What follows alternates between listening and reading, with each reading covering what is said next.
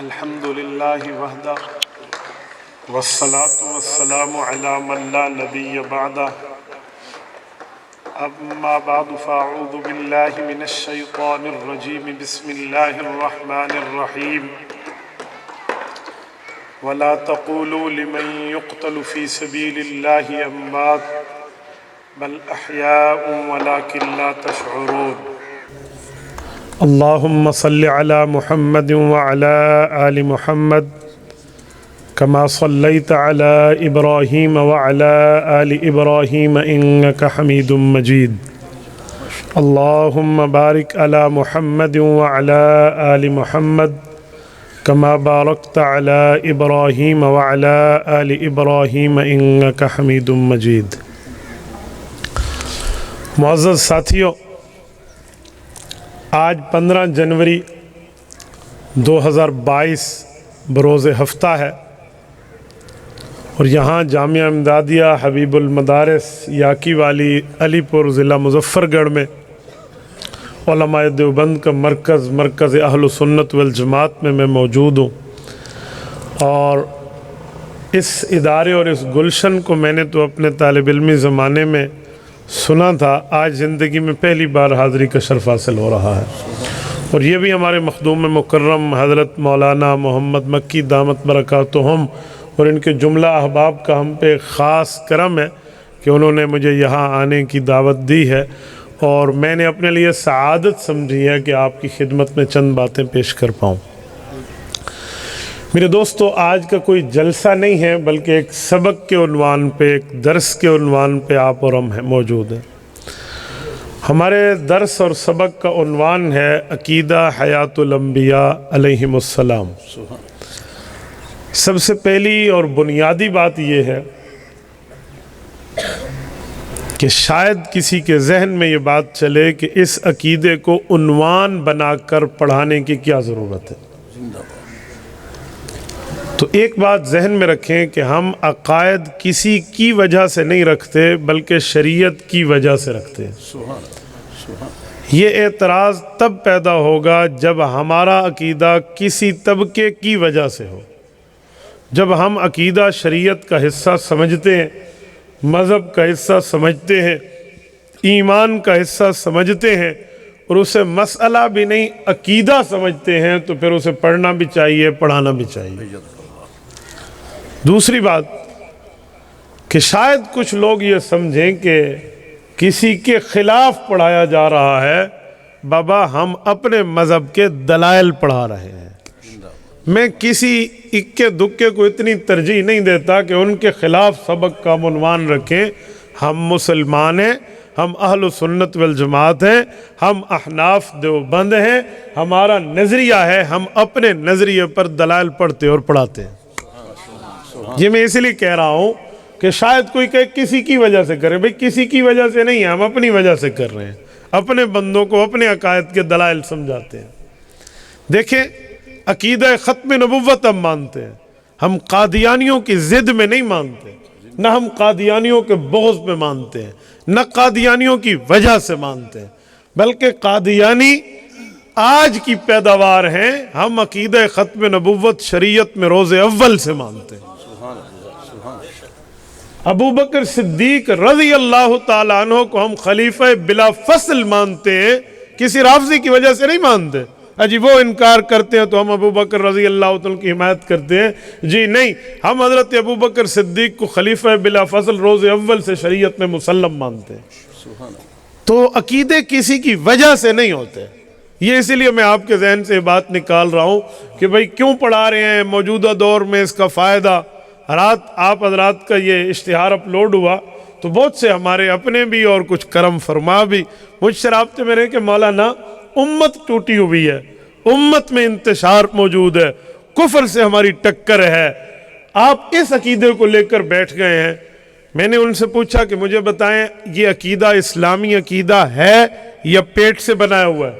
کہتے ہیں اسلامی عقیدہ ہے، قرآن اور حدیث پر اس پہ دلائل موجود ہیں۔ تو میں ان کا پھر قرآن اور حدیث کے کچھ مسئلے کو چھپانا چاہیے اور کچھ کو بتانا چاہیے، یہ ترتیب اہل سنت والجماعت کی نہیں ہے۔ یہ ترتیب ہماری نہیں ہے جو آپ مجھے سکھا رہے ہیں. اجی امت ٹوٹی ہو تو بھائی میں امت کو جوڑ رہا ہوں کہ آؤ اپنے پاک پیغمبر کی تمام صفات کے ساتھ جڑ جاؤ. میں کہاں توڑ رہا ہوں؟ میں تو کوئی توڑ پیدا نہیں کر رہا، میں تو جوڑ پیدا کر رہا ہوں.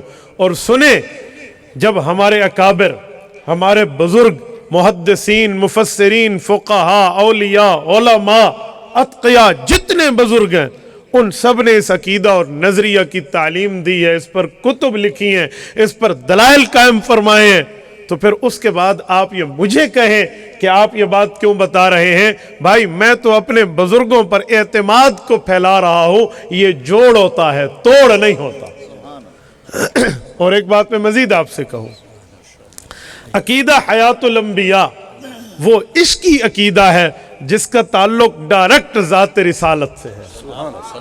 رسالت مآب علیہ السلام کے صحابہ کرام نے اس عقیدے کو اپنی حضور پاک کی فرامین کی روشنی میں بیان کیا ہے، اس کی تفصیلات دی ہیں، اور امت کا اجماع اس پر دور صدیقی میں قائم ہوا ہے اور صحابہ کرام کی موجودگی میں ہوا ہے. تو میں آپ کے سامنے رکھوں گا، آپ اس بات سے بخوبی آگاہ ہوں گے کہ یہ توڑ کا نظریہ نہیں ہے، یہ جوڑ کا ہے. کوئی توڑ کر رہا ہے تو اسے کہیں بھئی کیوں کر رہا ہے. ہمارے اکابرین نے تو ہر وقت اس عقیدے پر مضبوطی سے پڑھن پڑھانے کی ترتیب رکھی ہے. یہ آج تک اہل سنت والجماعت کے مدعیان میں کسی کا انکار نہیں تھا. یہ نصف صدی قبل 1957 میں خیر المدارس ملتان کے ایک جلسے میں ایک مولوی صاحب نے انکار کیا، اور اس کے جواب میں ہمارے تمام اکابرین نے اکٹھے ہو کر ایک تحریر لکھوا کے اس جو ہے نا بات کا خلا کما کیا. تو ہم تو اکابرین کے ساتھ ہیں، ہم تو بزرگوں کے ساتھ ہیں. ہم کوئی نئی روش اپنائیں تب امت میں توڑ پیدا ہو. یہ میں نے دو باتیں صرف سمجھائی ہیں کہ اس طرح پڑھنے اور پڑھانے کی ضرورت کیا ہے، یہ اس بنیاد پہ. اگلی بات، عقیدہ حیات النبی جب ہم شروع سے مانتے ہوئے آ رہے ہیں تو یہ عقیدہ امت میں کس کس کا ہے؟ کچھ لوگ کہتے ہیں اختلافی ہے، اس میں اختلاف ہے، دوسری طرف رائے موجود ہے، اقوال موجود ہیں. تو اس طرح بات کر کے وہ کہتے ہیں اس مسئلے کو نہ چھیڑو.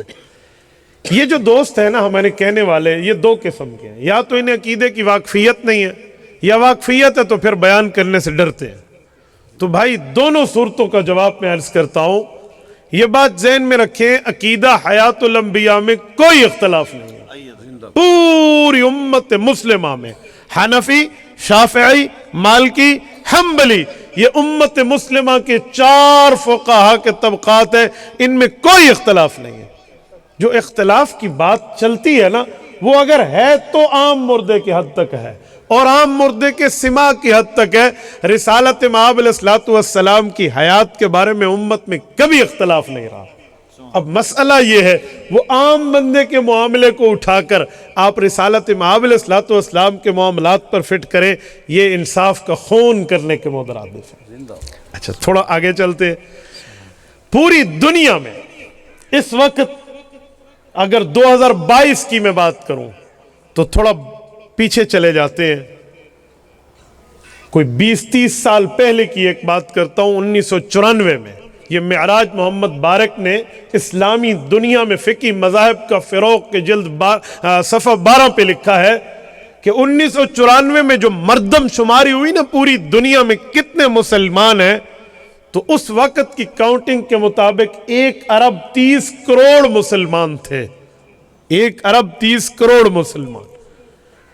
اور ان میں پھر فقہی بنیادوں پہ دیکھا کہ کون کتنا. تو احناف جو تھے، حنفی احناف کی تعداد 86 کروڑ تھی. یعنی پوری دنیا اسلام کا 70% حصہ یہی تھے، 70%. تو اب ذرا اندازہ لگائیں کہاں تھے.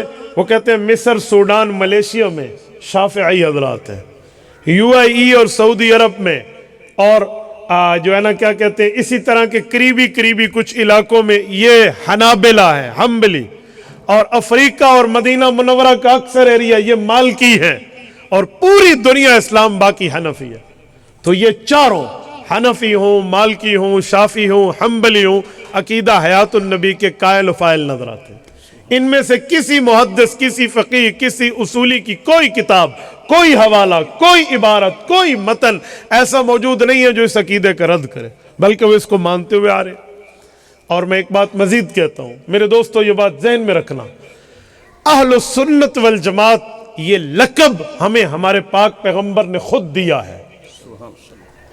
یہ اہل سنت کا لقب ہمیں ہمارے پیغمبر صلی اللہ علیہ وسلم سے ملا ہے۔ میں قاری محمد طیب قاسمی رحمہ اللہ کے الفاظ میں بات کروں کہ اہل سنت والجماعت کی طرف دعوت دینا دین کی طرف دعوت دینا ہے، اس سے ہٹنا فرقہ واریت کی طرف دعوت دینا۔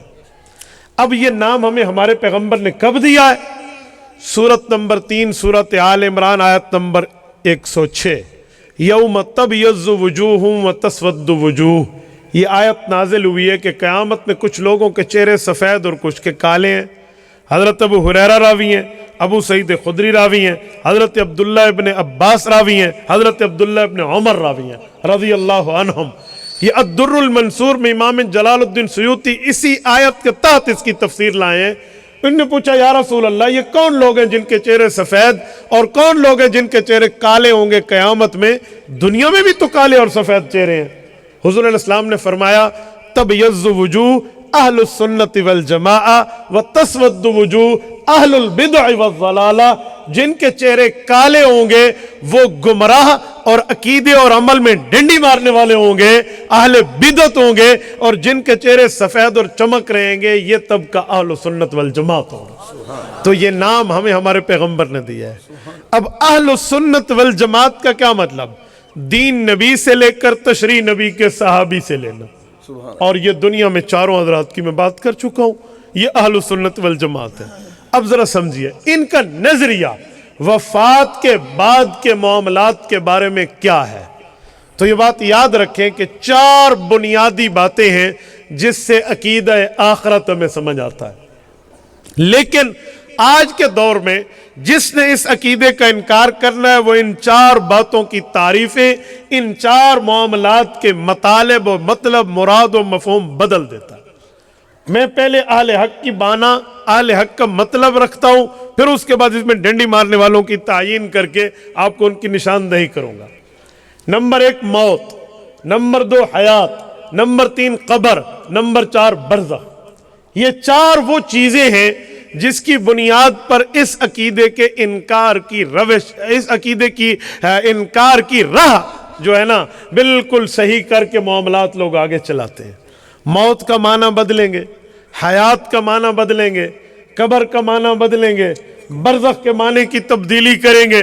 جو امت آج تک موت، حیات، قبر، برزخ کے معنی، مطلب، مراد سمجھتی ہوئی آ رہی تھی، اس میں اوپر نیچے کر کے خلجان پیدا کرنا، اعتراضات پیدا کرنا۔ یاد رکھیں جب ہم صحیح طور پہ گفتگو کرنا چاہیں تو پھر ایک ایک کی تعریفات ہمارے سامنے ہونی چاہیے۔ میں بنیادی طور پر ایک بات کرتا ہوں، یہ بات ذہن میں رکھیں کہ جب انسان فوت ہو جاتا ہے، جب انسان مر جاتا ہے، اس پر موت قائم ہوتی ہے، تو موت قائم ہونے کے بعد وہ قبر میں جاتا ہے۔ جس جگہ اس کو دفن کیا جاتا ہے اسے قبر کہتے ہیں، اور پھر قبر میں اس پر حالات گزرتے ہیں، یا اچھے یا برے۔ اب یہ ذرا سمجھیے، زندہ ہے، پھر وفات پائی ہے، پھر جس جگہ گیا ہے وہ قبر ہے، پھر جو حالات اور وقت اور کیفیات گزری ہیں اس کا نام برزخ کا زمانہ ہے۔ اب ذرا توجہ رکھنا، زندہ کسے کہتے ہیں، مردہ کسے کہتے ہیں، یہ 2 معنی میں سمجھانے لگا ہوں، توجہ قائم رہے۔ روح اور جسم یہ 2 چیزیں ہیں، روح جسم میں ہو یا جسم سے باہر ہو، لیکن جسم سے تعلق رکھے، یہ حیات ہے۔ میں ایک بار پھر کہہ رہا ہوں، روح جسم میں ہو یا جسم سے باہر ہو مگر تعلق رکھے، اسے حیات کہتے ہیں۔ روح جسم میں بھی نہ ہو، تعلق بھی نہ ہو، اسے موت کہتے ہیں۔ میں ان دونوں پر دلائل لاتا ہوں لیکن پہلے میرے لفظ سمجھیے۔ روح جسم میں موجود ہے، آپ اور ہم بیٹھے ہیں، ہم زندہ ہیں۔ روح بعض اوقات ہماری جسم سے باہر ہوتی ہے، ہم پھر بھی زندہ ہوتے ہیں۔ سورۃ زمر آیت نمبر 42، رب کریم نے اس لمحے کا یوں ذکر فرمایا، اللہ یتوفی الانفس حین موتها واللتی لم تمت فی منامها فیمسک التی قضا علیہا الموت فیرسل الاخری الی اجل مسمی ان فی ذلک لآیات لقوم یتفکرون۔ اس آیت کا خلاصہ، سمری، ما حاصل یہ ہے کہ دو بندوں کی رب بات فرما رہے ہیں۔ نیند آ گئی، ایک نیند میں فوت ہو گیا، ایک نیند سے اٹھ کے آ گیا، حالتیں دو ہیں، بندہ ایک ہے۔ جو سونے لگا ہے دو باتیں ہوں گی، یا یہ اس نیند میں مر جائے گا یا زندہ ہو کر یا اٹھ کر آ جائے گا۔ اب جب یہ سویا ہے، اس کی روح کہاں ہے؟ رب فرماتے ہیں یتوفی الانفس، وہ روح لے لی جاتی ہے۔ اگر مرنے کا فیصلہ ہے تو وہ روح اس کی رکی رہتی ہے ایک وقت مقررہ تک، اور اگر وہ دوبارہ دنیا میں آنا ہوتا ہے تو فیرسل الاخری، اس روح کو دوبارہ چھوڑ دیا جاتا ہے اور یہ اٹھ کے آ بیٹھتا ہے۔ اب توجہ رکھنا، آیت کریمہ قرآن کریم کے مطابق سونے والے آدمی کے جسم میں روح نہیں ہے، یتوفی، اللہ نے وصول فرما لی ہے، لے لی ہے۔ اب سوال یہ ہے کہ روح جسم میں نہیں ہے تو اب یہ بندہ زندہ ہے یا مردہ ہے؟ آپ کبھی سونے والے کو مردہ کہیں گے؟ تو روح تو جسم میں نہیں ہے، یہ کیوں زندہ ہے؟ اس نے خواب عمرے کا دیکھا تو روح عمرے میں، خواب اس نے مری کا دیکھا تو روح مری میں، خواب اس نے جنت کا دیکھا تو روح وہاں کی سیر کر رہی، خواب میں یورپ گھوم رہا تو روح وہاں کی سیر کر رہی۔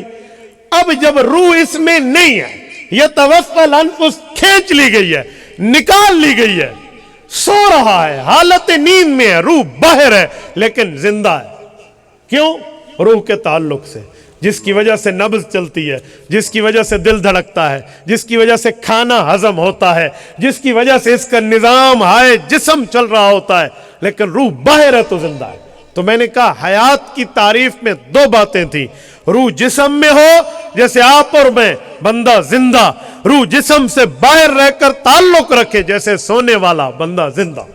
یہ حیات کا معنی ہے۔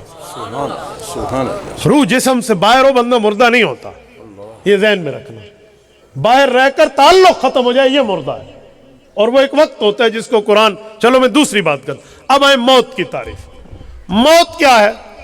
یقین مانیے میں حیران ہو جاتا ہوں بعض اوقات کہ یہ جو ہمارے مخالفین ہیں نا، یہ انہیں موت کی تعریف کرتے ہوئے موت پڑتی ہے، یہ موت کی تعریف کرے تو پھنس جائیں۔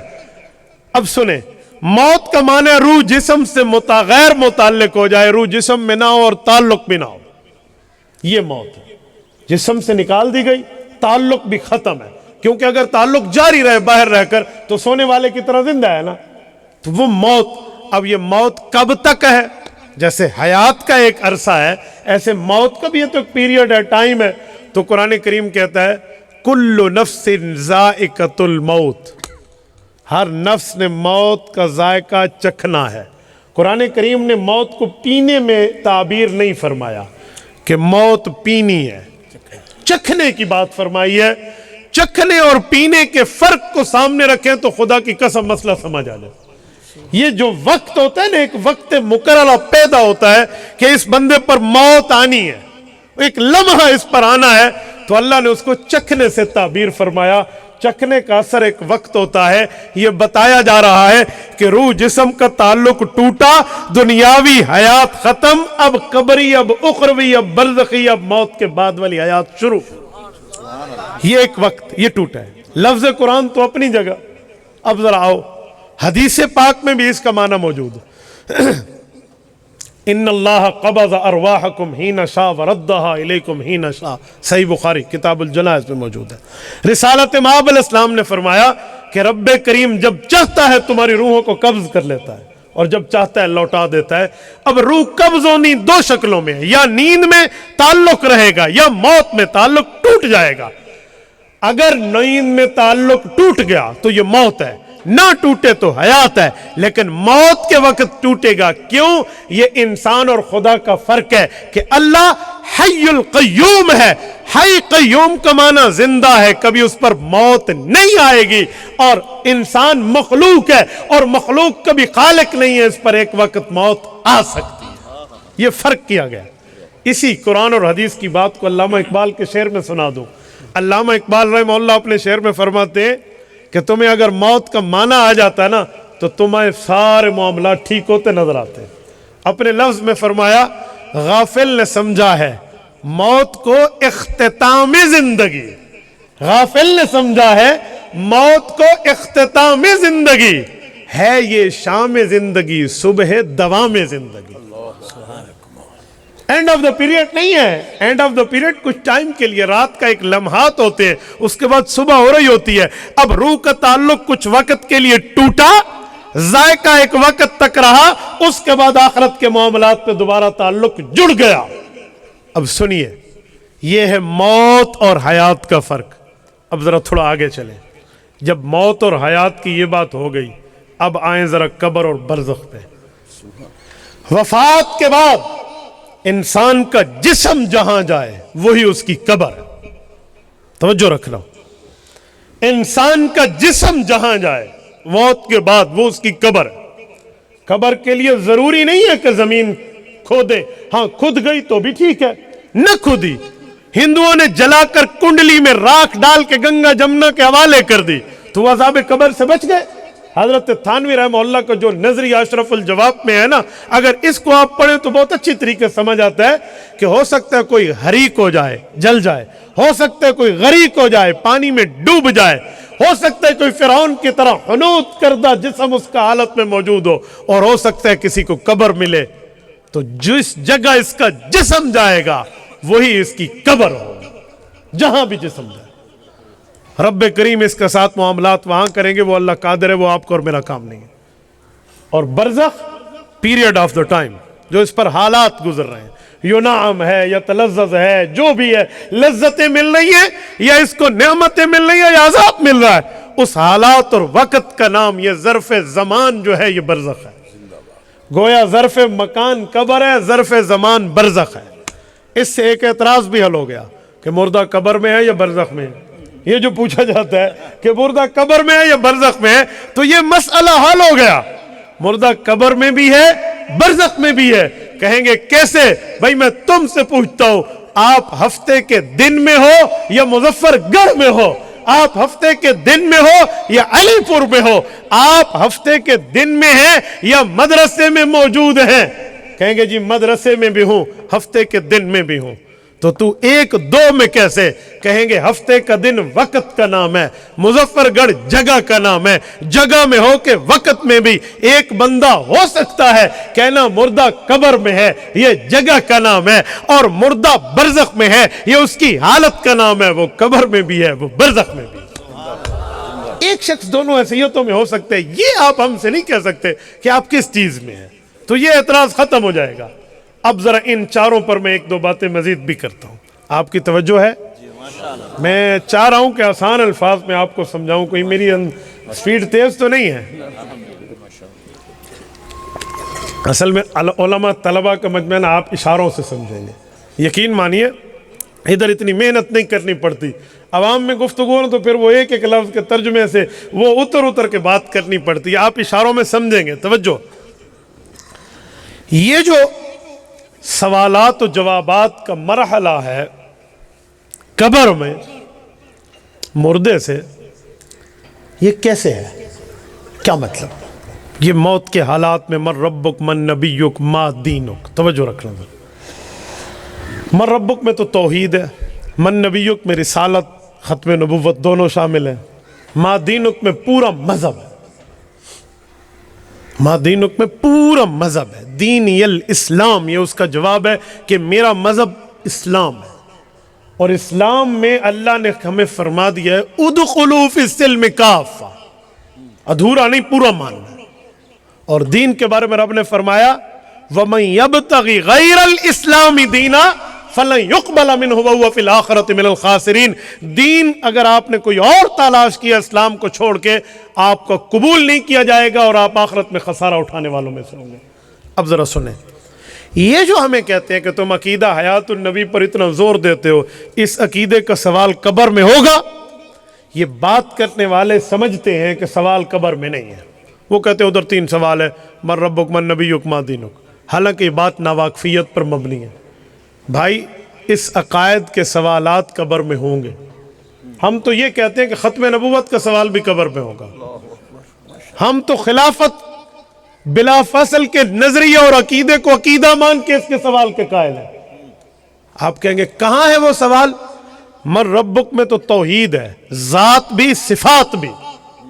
من نبیک میں رسالت ہے، اور حضور کی رسالت بغیر ختم نبوت کے ہمیں قبول نہیں ہے. حضور صرف نبی نہیں ہے، نبی بھی ہیں، خاتم النبیین بھی ہیں. تیسرا سوال ما دینک ہے، اور دین کیا ہے؟ دینی الاسلام ہے. اور اسلام کتنا؟ ادخلوا فی السلم کافہ، مکمل کا مکمل ہے. تو مکمل اسلام میں عقائد بھی ہیں، مسائل بھی ہیں. تو یہ سوالات بھی ہوں گے، ورنہ اگر یہی بات ہے تو پھر میں آپ کو ایک بات سناتا ہوں. ایک مولوی صاحب تھے، اللہ ان کو جزائے خیرت دے، اس عقیدے پر بات کر رہے تھے. ہم انہی کی بیٹھک میں تھے ایک جگہ، تو مجھے کہنے لگے مولانا مانج بھیڑ ہوتی ہے. میں نے کہا کیا مطلب؟ کہتے مولوی کا بھائی ہوتا ہے، سچ مجھے بتانا، یہ سوال پوچھا جائے گا قبر میں؟ میں نے ان کا کہا ایک منٹ، اگر میں کہہ دوں نہیں پوچھا جائے گا تو آپ کا ریئیکشن کیا ہوگا؟ کہنے لگے تو جب سوال ہی قبر میں نہیں ہے، میں یہی سمجھانا چاہ رہا ہوں، پھر اس پر محنت کی ضرورت. میں نے کہا قبر کے سوال کہتے ہو تو تین ہے. تیرا دین کیا ہے؟ تیرا نبی کون ہے؟ تیرا خدا کون؟ پھر میں نے انہیں اپنے طریقے سے سمجھایا کہ مانج دی واقعی بھیڑ ہوندی ہے. میں کہ چلو میں بھیڑ بڑھ کے نسینا. میں نے کہا یہ بتائیں یہ کون ہے؟ اجی میرے دو بیٹے بیٹھے ہیں ماشاءاللہ، ایک کا یہ نام ہے ایک کا یہ نام ہے. میں نے کہا شادی ہوئی ہے نا؟ ہاں جی ہاں. میں نے کہا شادی کا سوال قبر میں ہوگا؟ اب تو مولوی صاحب خاموش. کیا مطلب؟ میں نے کہا آپ ہوگا تو ہاں کر دے، نہیں ہوگا تو نہ کر دے. چپ. میں نے کہا شادی کا سوال تیرے مطابق وہاں نہیں ہے، شادی کیوں کی ہے؟ بقرہ عید پر بکرا ذبح کرتے ہیں، کرتا ہوں. قربانی کا سوال ہوگا قبر میں؟ نہیں ہے تو ادھر کیوں کرتے ہیں؟ اس طرح میں نے 8-10 سوالات کیے. روزے کا بھی پوچھا، اس میں زکوٰۃ کا بھی پوچھا، اس میں جہاد کا بھی پوچھا، اذان کا بھی پوچھا، حج کا بھی پوچھا، عمرے کا بھی. ہر سوال پر مولانا شش و پنج میں آ جاتا. میں نے کہا مولانا اگر ہم آپ کی بات مان لینا تو دین کو ایک گٹھڑی میں بند کر کے ادھر رکھ دیں، پھر بس یہ ان تین کی تیاری کریں جو آپ کہہ رہے ہیں. اور خدا کے بندے اس تیسرے سوال میں پورے دین کا سوال شامل ہے، اس میں ایک ایک چیز شامل ہے. کوئی نکاح کی جگہ زنا کرے تو ما دینک پہ پکڑا جائے گا. خدا کے بندے کہاں بیٹھے ہو؟ کس معاملے میں آپ بیٹھے؟ ایک نے روزے چھوڑ دیے تو ما دینک میں اس کی گرفتاری ہوگی کہ اس سے روزے کے بارے میں نہیں پوچھا جائے گا. یہ تو پورا دین اس میں شامل ہے. الاسلام ان تشہد لا الہ الا اللہ، حدیث جبرائیل اٹھا لے. رسول اللہ صلی اللہ علیہ وسلم نے اسلام پر کس کس چیز کا اطلاق کیا ہے، تو یہ سارا اس میں شامل ہے بھائی. تو اس لیے یہ سوال ہم سے نہیں ہو سکتا کہ قبر پہ پوچھا جائے گا. تو اس سے بھی یہ بات ثابت ہو گئی کہ یہ عقائد ہے، اور اس عقائد کے سوالات کا معاملہ قبر میں ہوگا. اچھا میں ایک بات مزید آپ کی خدمت میں عرض کیا دیتا ہوں، ذرا آپ توجہ رکھیں. میں آپ کی خدمت میں ایک غلط فہمی کے ازالے سے آپ کے ہاں ایک بات پیش کرتا ہوں. وہ یہ ہے کہ ہم سے پوچھتے ہیں کہ وفات کے بعد جب روح نکل گئی ہے، آدھی تعریف والے جو آدھی کرتے ہیں، جب روح نکل گئی ہے اب یہ بندے کو محسوس کیسے ہوگا، عذاب یا ثواب؟ عذاب تو اوپر روح جسم کو ہوتا ہے، اس کو کیسے ہوگا؟ اس میں تو روح نہیں ہے. تو میری تعریف وہی ذہن میں رکھیں جو شروع میں نے سمجھایا تھا کہ سوال یہ ہے کہ اگر یہی آدھی بات مان لے کہ روح نکل جائے، بندہ مردہ ہو جاتا ہے، تو میرا سوال ہے میرے بھائی، آپ کے والد محترم جب نیند فرمائیں تو آپ اپنی والدہ محترمہ کو عدت میں بٹھا دیں. کہیں گے کیوں؟ انہیں کہنا قرآنی فرمان کے مطابق ابو کی روح نکل گئی ہے. والد محترم نیند فرمائیں تو آپ اپنی والدہ کو عدت میں بٹھا دیں، جائیداد تقسیم کر لیں. کیوں؟ ابو کی روح نکل گئی ہے. سورۃ زمر آیت نمبر 42، یتوفی الانفس، قرآن نے کہہ دیا سونے والے کی روح نکل جاتی ہے. تو آپ والد محترم کی روح نکل جانے کے بعد اسے زندہ کیوں مانتے ہیں؟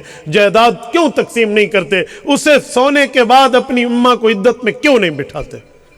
مجھے کہتے ہیں مولوی صاحب روح جسم کا تعلق تو ہے نا. میں نے کہا یہی تعلق وفات کے بعد ہے. میں تمہیں ادھر سے تعلق کا لفظ مانوں تو کہے گا لفظ قرآن میں نہیں ہے، سمجھ آتا ہے، علماء نے لکھا ہے. تو بھائی یہاں لفظ نہیں ہے تو جو تعلق کا لفظ احادیث میں علماء نے لکھ کر بتا دیا وہاں کیوں نہیں مانتا؟ اچھا میں ایک بات میں بھی پوچھتا ہوں، یہ جو روح نکل گئی ابو جی کی اور آپ کہتے روح نکل جائے تو کوئی نہیں سنتا، کوئی نہیں معاملات میں رہتا، تو مجھے ایک بات بتائیں ذرا، چلو میں موبائل کے حوالے سے آج کے دوستوں سے پوچھ لیتا ہوں. یہ ہے، یہ موبائل میں جہاں کالز ہم سنتے ہیں کرتے ہیں، میسیجنگ ہوتی ہے، وہاں ایک آپشن الارم کا بھی ہوتا ہے. الارم جیسے الارم کہتے ہیں عام زبان میں، الارم کی گھنٹی بجی. یہ الارم کی گھنٹی کیوں بجتی ہے؟ کہ ہم نیند سے اٹھ جائیں. ہم نیند سے اٹھ کر سنیں گے یا سن کر اٹھیں گے؟ ذرا مجھے سوال کا جواب دیں. اگر آپ کہتے ہیں کہ ہم اٹھ کر سنیں گے تو پھر تو الارم لگانے کا فائدہ کوئی نہیں ہے، کیونکہ جب اٹھ گیا تو اب سننے کا فائدہ. اٹھ کر تو نہیں سننا نا، سن کر اٹھنا ہے. تو جب آپ سنو گے تو آپ نیند میں ہوں گے اس وقت، اور نیند میں قرآنی فرمان کے مطابق روح آپ کے جسم میں نہیں ہوگی، آپ کیسے سنو گے؟ روح آپ کے جسم میں نہیں ہے، آپ نے الارم کی گھنٹی کیسے سنی ہے؟ ایک عقل کے اندھے سے میری بات ہوئی تو مجھے کہنے لگا ہم الارم لگاتے ہیں اٹھ کر سن لیتے ہیں. میں نے کہا اوے دماغ ہے تیرا، دنیا میں بچے تجھے یوں آوازیں دے کر بھگائیں گے کہ الارم لگاتا کیوں ہے جب اٹھ کر سنے گا؟ ساز سننے کا شوق تھا. یقیناً ڈیفینیٹلی اس کا ایک ہی جواب ہے کہ ہم اٹھ کر سنیں گے. تو جو اٹھ کر ہم سن کر اٹھیں گے، تو جو سن کر آپ الارم اٹھتے ہیں تو الارم کی آواز آپ تک کیسے پہنچی؟ قرآن کہتا ہے روح نہیں ہے. ایک ہی جواب ہے کہ جی روح نہیں ہے جسم میں، لیکن روح کا تعلق ہے. اس بنیاد پر الارم سنتے ہیں. اور میرے بھائی، تو روح کے تعلق سے الارم سننے کے قائل، تیرے ذمے الارم. ہم روح کے تعلق سے سلام سننے کے قائل، ہمارے ذمے یہ سعادت. اسی کو دوسرے لفظوں میں کہوں، حضرت مولانا حبیب اللہ ڈیروی، اللہ ان کی قبر پہ کروڑوں اربوں رحمت نازل فرمائے، ایک بہت بڑی بات فرمایا کرتے تھے. فرماتے تھے کہ میں نے ایک بندے سے گفتگو میں کہا کہ مردہ کچھ سنتا ہے یار؟ چلو تیری مطابق کچھ نہیں سنتا، کچھ سنتا ہے. اس نے کہا حدیث میں ہے جوتیوں کی آہٹ سنتا ہے، انہ یسمع قرع نعالہم، جوتیوں کی دب دب، اس کی آہٹ سنتا ہے جب دفن کر کے لوگ جا رہے ہوتے ہیں. تو اس نے کہا تیرے ذمے کھلے ہیں، میرے ذمے سلام ہے. تیرے پلے کھلے ہیں تو کھلے ہی سننے ہیں. تو جو بدتنی کیا بندے کا دماغ ہو کہ جوتی کی آہٹ سننے پر بیٹھا ہوا ہے. الارم کے معاملات سما کے لیے اس کے اوپر کوئی اعتراض نہیں ہے. اور جو ہے نا کیا کہتے ہیں، ہمارے لیے جو حدیث میں نصوص قطعیہ میں ثابت ہے، مردے کا سلام سننا اور رسالت مآب کے سلام پر امت کا اجماع، اس سے انکاری ہو جاتی ہے. اچھا، میں اس پر ایک مزید لگے ہاتھوں بات آپ کی خدمت میں کرتا ہوں. جب ہم یہ بات کرتے ہیں نا کہ وفات شدہ تعلق سے سلام بھی سن لیتا ہے، نیک ہے تو نعمت لیتا ہے، برا ہے تو عذاب لیتا ہے، تو ہمارے اوپر ایک اعتراض کرتے ہیں اگر مردے کی روح کا جسم سے تعلق ہے تو دکھاؤ. ہم سونے والے کا تعلق تو دکھاتے ہیں، بندہ سویا ہے، روح جسم سے باہر ہے، نبض پہ ہاتھ لگاؤ، نبض دھڑک رہی ہوتی ہے، تعلق نظر آ رہا. اگر سونے والے کے دل پہ ہاتھ لگاؤ، دل دھڑک رہا، اس کا معنی تعلق نظر آ رہا. سونے والا کروٹیں بدل رہا، سانس آ جا رہی، چل رہی، اس کا تعلق تو نظر آتا ہے. اسی لیے ہم نے سونے والے کے تعلق کو مانا اور سونے والے کا روح نکلنے کے بعد بھی زندگی مانی. اگر تم کہتے ہو موت کے بعد تعلق ہے تو مرنے والے کا موت کے بعد روح جسم کا تعلق دکھاؤ، ہم آنکھوں سے دیکھیں، ہمیں پتہ چلا. میں کہتا ہوں دو باتیں ذہن میں رکھنا. اعتراض سمجھے ہیں نا؟ اب جواب پہ دو باتیں ذہن میں رکھنا. نمبر ایک، میرے بھائی، یہ آخرت کے معاملات وہ ہیں جہاں پر آنکھ، ناک، کان، زبان، ہاتھ کام نہیں کرتا. آپ کہو گے کیسے؟ قرآن کریم کہتا ہے وَلَا تَقُولُوا لِمَنْ يُقْتَلُ فِي سَبِيلِ اللَّهِ أَمْوَاتٌ بَلْ أَحْيَاءٌ وَلَٰكِن لَا تشعرون. آخرت کی حیات کا، آخرت کی زندگی کا، آخرت کے معاملے کا دنیا والوں کو شعور. آپ نے کبھی غور کیا ہے کہ شعور نہیں ہے؟ وَلَٰكِن لَا تُؤْمِنُونَ نہیں فرمایا رب نے کہ ایمان نہیں ہے. اللہ نے شعور کی نفی کی ہے، ایمان کی نفی نہیں کی. شعور اور ایمان میں کوئی فرق ہے تو بات کھل کے نکھر کے سامنے آئے گی. بھائی شعور 5 چیزوں کا نام ہے جسے حواس خمسہ کہتے ہیں: قوت باصرہ، قوت سامعہ، قوت ذائقہ، قوت جاسہ اور قوت شامہ۔ آنکھ سے دیکھنا شعور، کان سے سننا شعور، زبان سے چکھنا شعور، ناک سے سونگھنا شعور، ہاتھ پاؤں سے چلنا پھرنا یہ شعور۔ یہ ہے، میں نے ہاتھ لگایا پتہ چلا لوہا نہیں ہے کانچ ہے، یہ قوت جاسہ ہے۔ میں نے چکھا ہے بھائی یہ پانی ہے شربت نہیں ہے، یہ قوت ذائقہ ہے۔ میں نے دیکھا ہے کالا رنگ ہے اور اس ورق کا سفید رنگ ہے، یہ آنکھ کا شعور ہے، قوت باصرہ ہے۔ میں آواز سن رہا ہوں، حضرت مکی صاحب بات فرما رہے ہیں، مولانا کلیم صاحب بات فرما رہے ہیں، حضرت بزرگ ایک ایک کے علیحدہ سماعت مجھے سمجھ آ رہی ہے، تو یہ کان کا شعور ہے کہ ایک ایک بات میں مرد عورت بچہ بوڑھا ایک ایک کے لفظ میں فرق کر رہا ہوں، اور سونگوں کا خوشبو ہے یا غیر خوشبو ہے یہ بات میں مجھے ناک بتائے گا، قوت شامہ ہے۔ ان 5 چیزوں سے جو علم حاصل ہوتا ہے اسے شعور کہتے ہیں۔ تو رب نے فرمایا آخرت کے معاملات میں وَلَٰكِن لَا تَشْعُرُونَ، تمہاری آنکھ نہیں سمجھ پائے گی، کان نہیں سمجھ پائیں گے، زبان دل تمہارے نہیں سمجھ پائیں گے، ہاتھ بھی لگاؤ گے تو نبض چلتی ہوئی تو نہیں دکھو گی، دل دھڑکتے ہوئے تو محسوس نہیں ہوگا۔ تو تمہارے یہ 5 علوم جواب دے جائیں گے وَلَٰكِن لَا تَشْعُرُونَ، یہ مسئلہ تمہیں شعور سے سمجھ نہیں آئے گا۔ تو میرے مولا کس سے سمجھ آئے گا؟ ہمارا علم تو یا آنکھ سے ہے یا کان سے ہے، ناک سے ہے، زبان سے ہے یا ہاتھ سے ہے، تو ہمارا علم تو زیرو ہو گیا۔ ہمارا نالج، ہماری معلومات، ہمارے پاس فہم و فراست کی آمد و رفت کا جو ڈور ہے وہ تو آپ نے کلوز کر کے بند کر دیا۔ اب ہم تک ان کے معاملات کا پتہ کیسے چلے گا؟ وہ 5ویں چیز ہے جسے وحی الہی کہتے ہیں۔ فرمایا بل احیا، وہ زندہ ہے۔ اب جو وحی ہے، جو نص ہے، جو اللہ کا حکم ہے، اس کا تعلق نہ میرے کان سے ہے، نہ میری آنکھ سے، نہ میرے ناک سے، نہ میری زبان سے، نہ میرے ہاتھ سے، شعور سے اس کا نہیں ہے۔ وہ 5ویں چیز سے اوپر 6ٹھی چیز وحی الہی ہے۔ اسی لیے وَلَٰكِن لَا تَشْعُرُونَ کہا کہ تیری آنکھ ناک جواب نہیں دے گی، وَلَٰكِن لَا تُؤْمِنُونَ نہیں کہا، وہ تو وحی سے سمجھ آ رہا ہے۔ تو میں نے کہا میرے بھائی تو مجھے کہتا ہے مردے کا تعلق دکھا، میں آنکھ سے دیکھوں اس کی نبض چلے، میں آنکھ سے دیکھوں اس کا دل دھڑکے، میں آنکھ سے دیکھوں اس کی سانس چلے، میں آنکھ سے دیکھوں یہ کروٹیں بدلے، جیسے سونے والا بدلتا ہے تعلق دکھتا ہے تو اس کا بھی دکھے۔ تو میرے بھائی یہ وہ زندگی ہے، یہ وہ عالم ہے جس کا تعلق آنکھ سے نہیں ہے، ایمان بالغیب سے ہے۔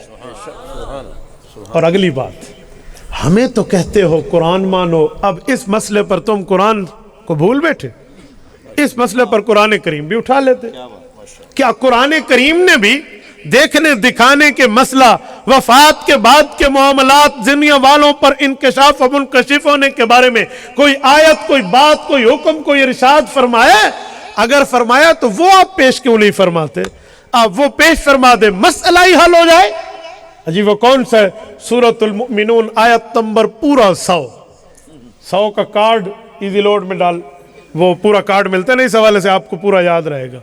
حضرت اکاڑوی رحمہ اللہ، حضرت کے استاذ محترم، میں نے پڑھا وہ فرماتے ہیں کہ اگر کوئی چیز یاد کرنی ہو نا کہ مجھے پکی یاد ہو جائے تو متعلق چیز کو غیر متعلق کے ساتھ متعلق کر دیں۔ کیا مطلب؟ یعنی اس کو ایسی چیز کے ساتھ ملا دیں جو اس سے ریلیٹڈ نہ ہو۔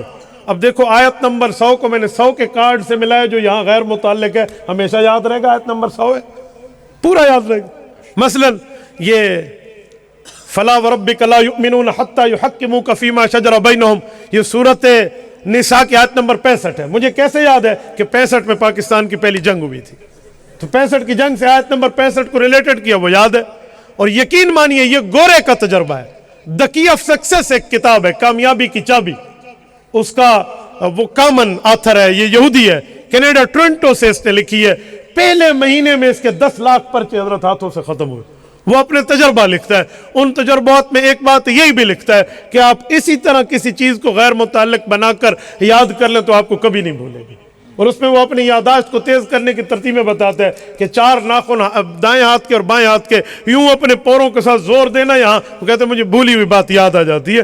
تو ایسے کئی ٹپس اس نے دیے، تو یہ بھی ایک ٹپ آپ اس میں ساتھ رکھ لیں کہ سورۃ المؤمنون پارہ نمبر 18 آیت نمبر پورا 100 کے کارڈ سے آپ کو یاد ہو جائے گا۔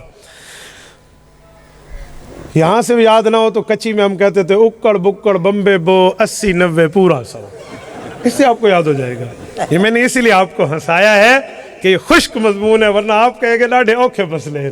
تو میں نے کہا تھوڑا سا آپ ایک مولانا کلیم صاحب بیٹھے نا، ایک ڈرل کا پیریڈ ہو جائے. اب توجہ، میں نے کہا ہمیں کہتے ہو یہ مردے کا تعلق نظر نہیں آتا، قبر میں آنکھ سے دکھاؤ. اس مسئلے پر قرآن بھول گئے. رب کا قرآن کہتا ہے سورۃ مؤمنون کی آیت نمبر 100 میں وَمِن وَرَائِهِمْ بَرْزَخٌ إِلَى يَوْمِ يُبْعَثُونَ. اس کی وفات سے لے کر قیامت تک کے اٹھنے تک کے معاملات کو اللہ نے پردوں میں چھپا دیا ہے. وَمِن وَرَائِهِمْ بَرْزَخٌ، چھپا دیا رب نے، پردے میں ڈال دیا ہے. کب تک؟ إِلَى يَوْمِ يُبْعَثُونَ، قیامت میں اٹھنے تک. تو پردے والی چیز نظر نہیں آتی میرے بھائی. میں یہاں ہاتھ اندر بند کر کے رکھوں، انگلیاں کھلی ہوئی ہیں یا بند ہے، انگوٹھا کھلا یا بند ہے، تو نہیں بتائے گا یہ پردے میں ہے. ہم خواتین کے پردے کے اس لیے قائل ہیں کہ ان کی عزت محفوظ رہے، انہیں کوئی دیکھ نہ سکے. تو پردے والی چیز نظر نہیں آتی، اس لیے میں تجھے کیسے دکھاؤں کہ روح کا تعلق ہے مردے کے ساتھ تجھے نظر آئے. تو بھائی ادھر بھی تجھے قرآن ماننا چاہیے.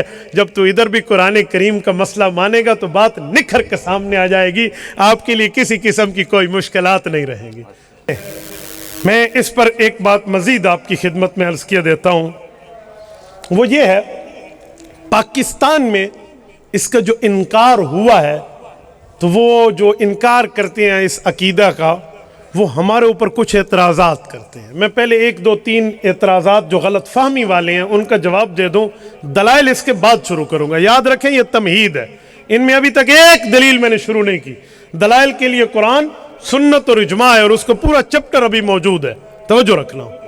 اس میں آپ یہ نہ سمجھنا کہ اس میں کسی جگہ ہم نے کوئی وہ رکھا ہے، کوئی دلیل کی بات ہے. تمہید، اور تمہید پتہ کسے کہتے ہیں؟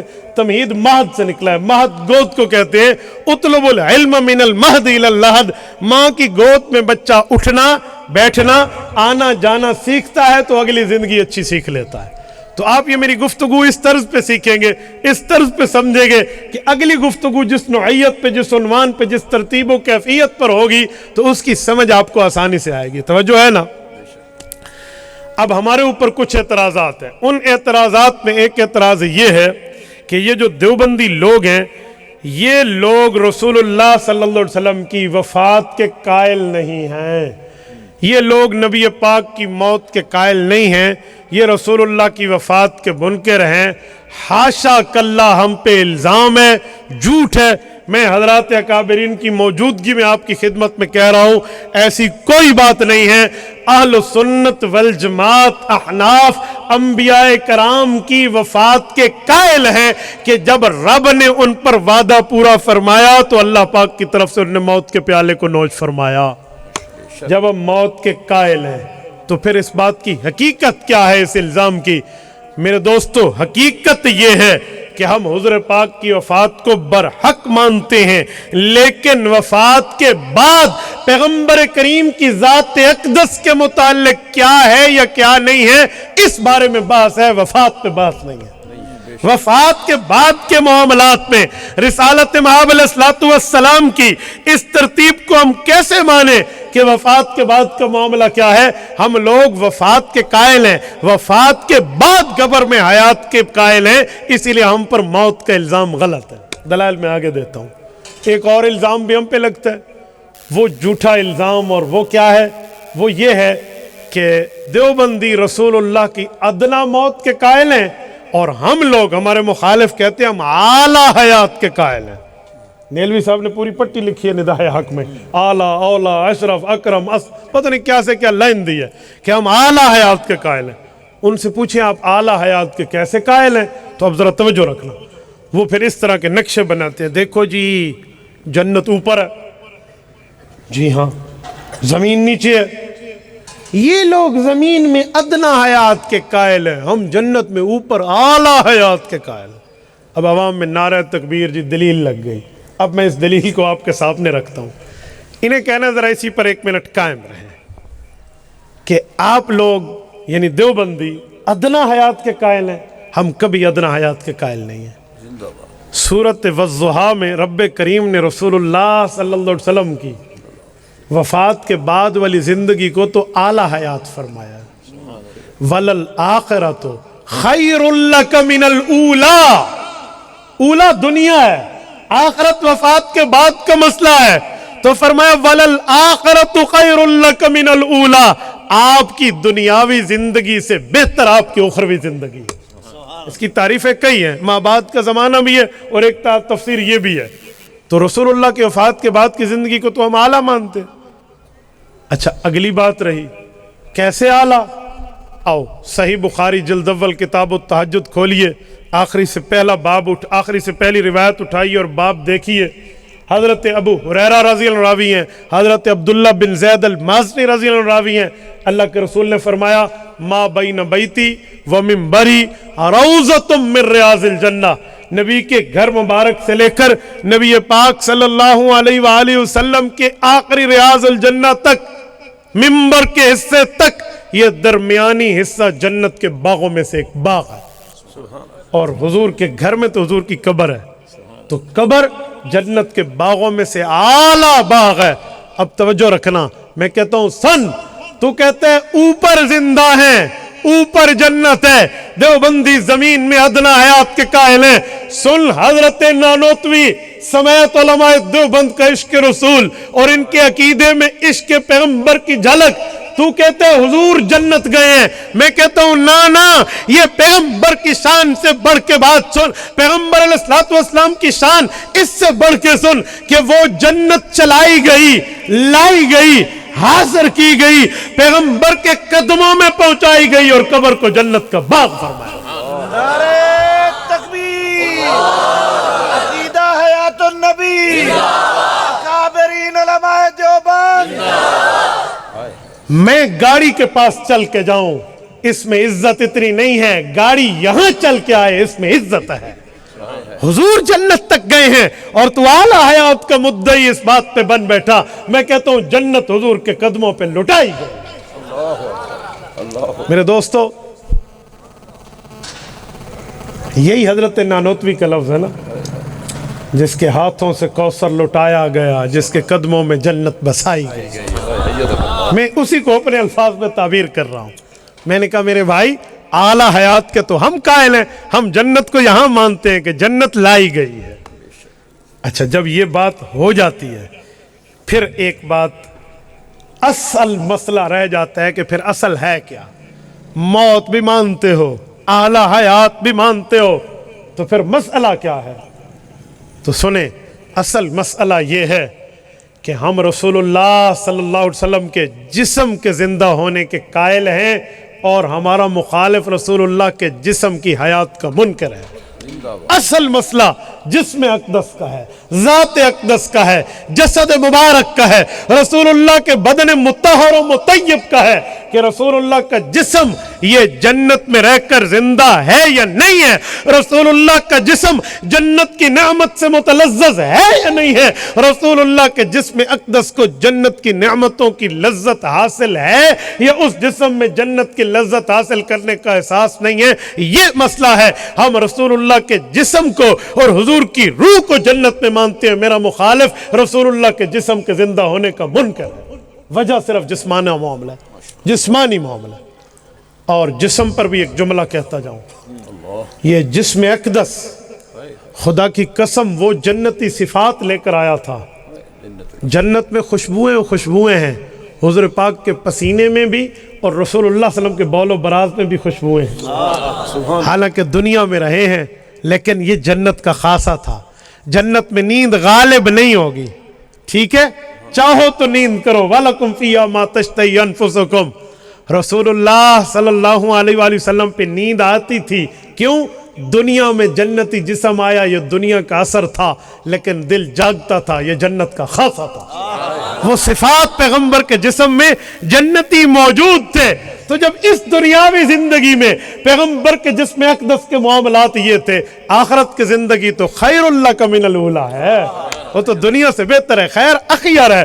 اخیر اس میں تفضیل کا صیغہ ہے، سپرلیٹو ڈگری ورڈ، اس سے بڑا لفظ کوئی نہیں ہے۔ تو رسول اللہ کا جسم اقدس تو اس طرح ہے۔ اور سنو میں دوستو، ایک بات میں مزید آپ کی خدمت میں کہتا ہوں، رسالت میں آپ کے جسم اقدس کو زندہ ماننا ہمارے اکابر نے قرآن اور حدیث کی شرح میں واضح طور پر قرآن اور حدیث کے دلائل کے ساتھ مدلل مبرہن کیا ہے. آپ فتح الملہم شرح صحیح مسلم حضرت علامہ شبیر احمد عثمانی رحمہ اللہ کی دیکھیں تو اسی طرح کی تعبیرات حضرت عثمانی کی ہیں جو میں آپ کے سامنے پیش کر رہا ہوں کہ روح مبارک کا پرتاؤ جسم اقدس پہ ایسا ہے جیسے سورج سے یہ روشنی مل جاتی ہے. اب جب ہم یہ کہتے ہیں جسم کا مسئلہ ہے، یہاں ایک نئی ڈنڈی لوگ مارتے ہیں. وہ کہتے ہیں جی ہم بھی جسم کے قائل ہیں. اچھا آپ رسول اللہ کی جسمانی زندگی مانتے ہیں؟ جی جی ہم بھی مانتے ہیں. تو ہم کہتے ہیں کیسے؟ اچھا جس میں مثالی زندہ ہے. ایک نئی چیز لائیں گے. جس میں مثالی کیا ہے بھائی؟ جس میں مثالی کسے کہتے ہیں؟ یاد رکھو یہ کمزور ترین پہلو ہے ان کا. آپ جب کسی کے ساتھ کھیلیں نا تو مخالف کی پچ پہ نہ کھیلیں، اپنی پچ پہ لانے پر انہیں مجبور کریں، پھر دیکھیں کھیلنے کا مزہ کیا ہوتا ہے. جزاکم اللہ. ہمارے ہاں پتہ کیا ہے، لوگ اگلے کے سوال پہ چڑھ جاتے ہیں، یوں ہے یوں ہے یوں ہے. وہ آپ سے ادھر ادھر کی بات میں عام مردے کے مسئلہ لائے گا. کیوں؟ وہ اس میں خود کو ماہر سمجھتا ہے. آپ اس کو جس میں مثالی پہ لائیں. وَإِنَّ أَوْهَنَ الْبُيُوتِ لَبَيْتُ الْعَنْكَبُوتِ، خدا کی قسم یہ ان کا مکڑی کے جالے سے بھی زیادہ ضعیف موقف ہے اس مسئلے پر. انہیں کہو جس میں مثالی کو زندہ مانتے ہو، اقامت البرہان اٹھائیے. مولانا سجاد بخاری صاحب نے جو لکھی ہے انہوں نے جس میں مثالی کی لائن لگا دی ہے کہ مشک عنبر زعفران کافور سے یہ جسم بنا ہے. وہ رسالت امام علیہ السلام کا خلقنا من تربت واحدۃ کے جسم کو جس میں مثالی مان ہی نہیں رہے. تو یہ تو علیحدہ جسم مانتے ہیں، وہ جسم زندہ ہے. ان سے پہلا سوال کرے، سنیں قرآن کی بات کرنے والوں، کیا پورے قرآن میں جس میں مثالی کا لفظ ہے؟ کوئی نہیں. پورے قرآن میں ایک آیت نہیں ہے کہ جس میں مثالی کا ثبوت ہو سکے. انہیں کہ ٹھیک ہو گیا، آؤ ذرا، کیا پیغمبر کریم کی کسی حدیث میں، رسول اللہ کے کسی فرمان میں، فرمان پیغمبر میں، قول رسول میں کسی جگہ جس میں مثالی کا قول حضور نے فرمایا ہے؟ حضور کی حدیث میں لفظ جس میں مثالی ہے؟ اجی کوئی نہیں. قرآن میں بھی کوئی نہیں، فرمان میں بھی کوئی نہیں. کیا امت کا اجماع تیسری دلیل ہے اس پر قائم ہے کہ جس میں مثالی ہے؟ جی اجماع بھی کوئی نہیں. تو پھر تو ہمیں کیوں کہتا ہے کہ جس میں مثالی مانے؟ اب جواب ایک ہی ہے. حضرت تھانوی نے لکھا ہے جس میں مثالی زندہ ہے. قاضی ثناء اللہ پانی پتی رحمہ اللہ نے لکھا ہے جس میں مثالی زندہ ہے. حضرت امام سیوطی نے شرح الصدور میں لکھا ہے جس میں مثالی زندہ ہے. ہم کہتے ہیں جی ٹھیک ہے، ہم ان تین اکابرین کی بات کو مانتے بھی ہیں اور جواب بھی دیتے ہیں کہ وہ مسئلہ کیا ہے جو تجھے سمجھ نہیں آیا. لیکن میں ایک سوال اس پہ رک کے کرتا ہوں، کیا جس مسئلے پر قرآن بھی نہ ہو، حضور کا فرمان بھی نہ ہو، امت کا اجماع بھی نہ ہو، نر صوفیاء کا قول ہو، صرف صوفیاء کا قول، وہ عقیدے میں حجت بن سکتا ہے؟ وہ عقیدے میں دلیل بن سکتا ہے؟ اجی نہیں. تو نے جس میں مثالی کا عقیدہ کہاں سے لیا؟ اس سوال کو تو حل کر دے، اگلے کا میں حل کروں گا. اور یقین مانے اس مسئلے پر آپ انہیں تل ملاتے دیکھیں. میں تو کبھی کبھی پوچھ، آپ اور نہیں تو مولانا نور محمد توسوی، اللہ ان کی قبر پہ کروڑوں اور رحمت نازل فرمائے، ترنڈا محمد پناہ رحیم یار خان جامعہ عثمانیہ والے، ان کی کتاب چھوٹا سا رسالہ اٹھائیں، قائلین نے جس میں مثالی سے 80 سوالات. حضرت مولانا 1-2 سوالات یوں لکھے ہیں جیسے سیڑھی کے وہ جو سٹیپ ہوتے ہیں نا، اگر ایک سے پھسلا تو دوسرے پہ خود بخود پھسلا. وہ ایک کا جواب دیں دوسرے میں پھنسے، دوسرے کو دیں پہلے میں پھنسے. 80 سوالات اس جو ہے نا شخصیت نے لکھ کے رکھے. آپ اکابرین کو پڑھیں اور دیکھیں آپ بات میں ماہر کیسے بنتے ہیں. تو ان کے پاس کوئی جواب نہیں ہے. آؤ سنو، میں اپنے اکابر کا دفاع کرنا بھی جانتا ہوں. ہم اپنے اکابر کی جوتیوں کے صدقے آج اس مقام پر بیٹھے ہیں. میں اپنے اکابر کی عبارت کو آپ کے سامنے رکھتا ہوں. ٹھیک ہے بھائی، حضرت تھانوی رحمہ اللہ نے لکھا ہے، ٹھیک ہے، علامہ سیوطی نے لکھا ہے، ٹھیک ہے، حضرت جو ہے نا کیا کہتے ہیں قاضی ثناء اللہ پانی پتی رحمہ اللہ نے لکھا ہے، میں مانتا ہوں. لیکن آؤ ذرا ان بزرگوں کا جس میں مثالی کیا تھا اور تیرا جس میں مثالی کیا ہے، آؤ ذرا پوچھ لیتے ہیں. بزرگوں کی بات بزرگوں سے پوچھ لیتے ہیں. وَيَسْأَلُونَكَ عَنِ الرُّوحِ، سورۃ بنی اسرائیل آیت نمبر 85 اٹھائیے. اس آیت کی شرح فوائد عثمانی سے اٹھائیے. علامہ شبیر احمد عثمانی رحمہ اللہ وہ فرماتے ہیں صوفیاء کرام روح کے 2 نام تجویز کرتے ہیں. سنیں، ایک ہے جسم، ایک ہے روح. 2 چیزیں ہیں نا. ہماتیوں نے تو تیسری چیز بنائی جس میں مثالی. اب ہمارے اکابر کی عبارت سنیں.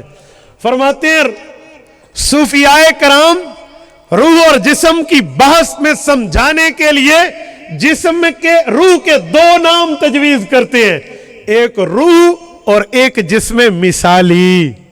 वही रूह है, वही जिस्म मिसाली है। ये हमारे अकाबरीन का समझाने का अंदाज है। लेकिन ममातियत के यहाँ रूह का इसमें सानी नहीं, अलहदा जिस्म सानी है। वो अलहदा मुश्क अंबर जाफरान काफूर से मुरक्कब जिस्म मानते हैं।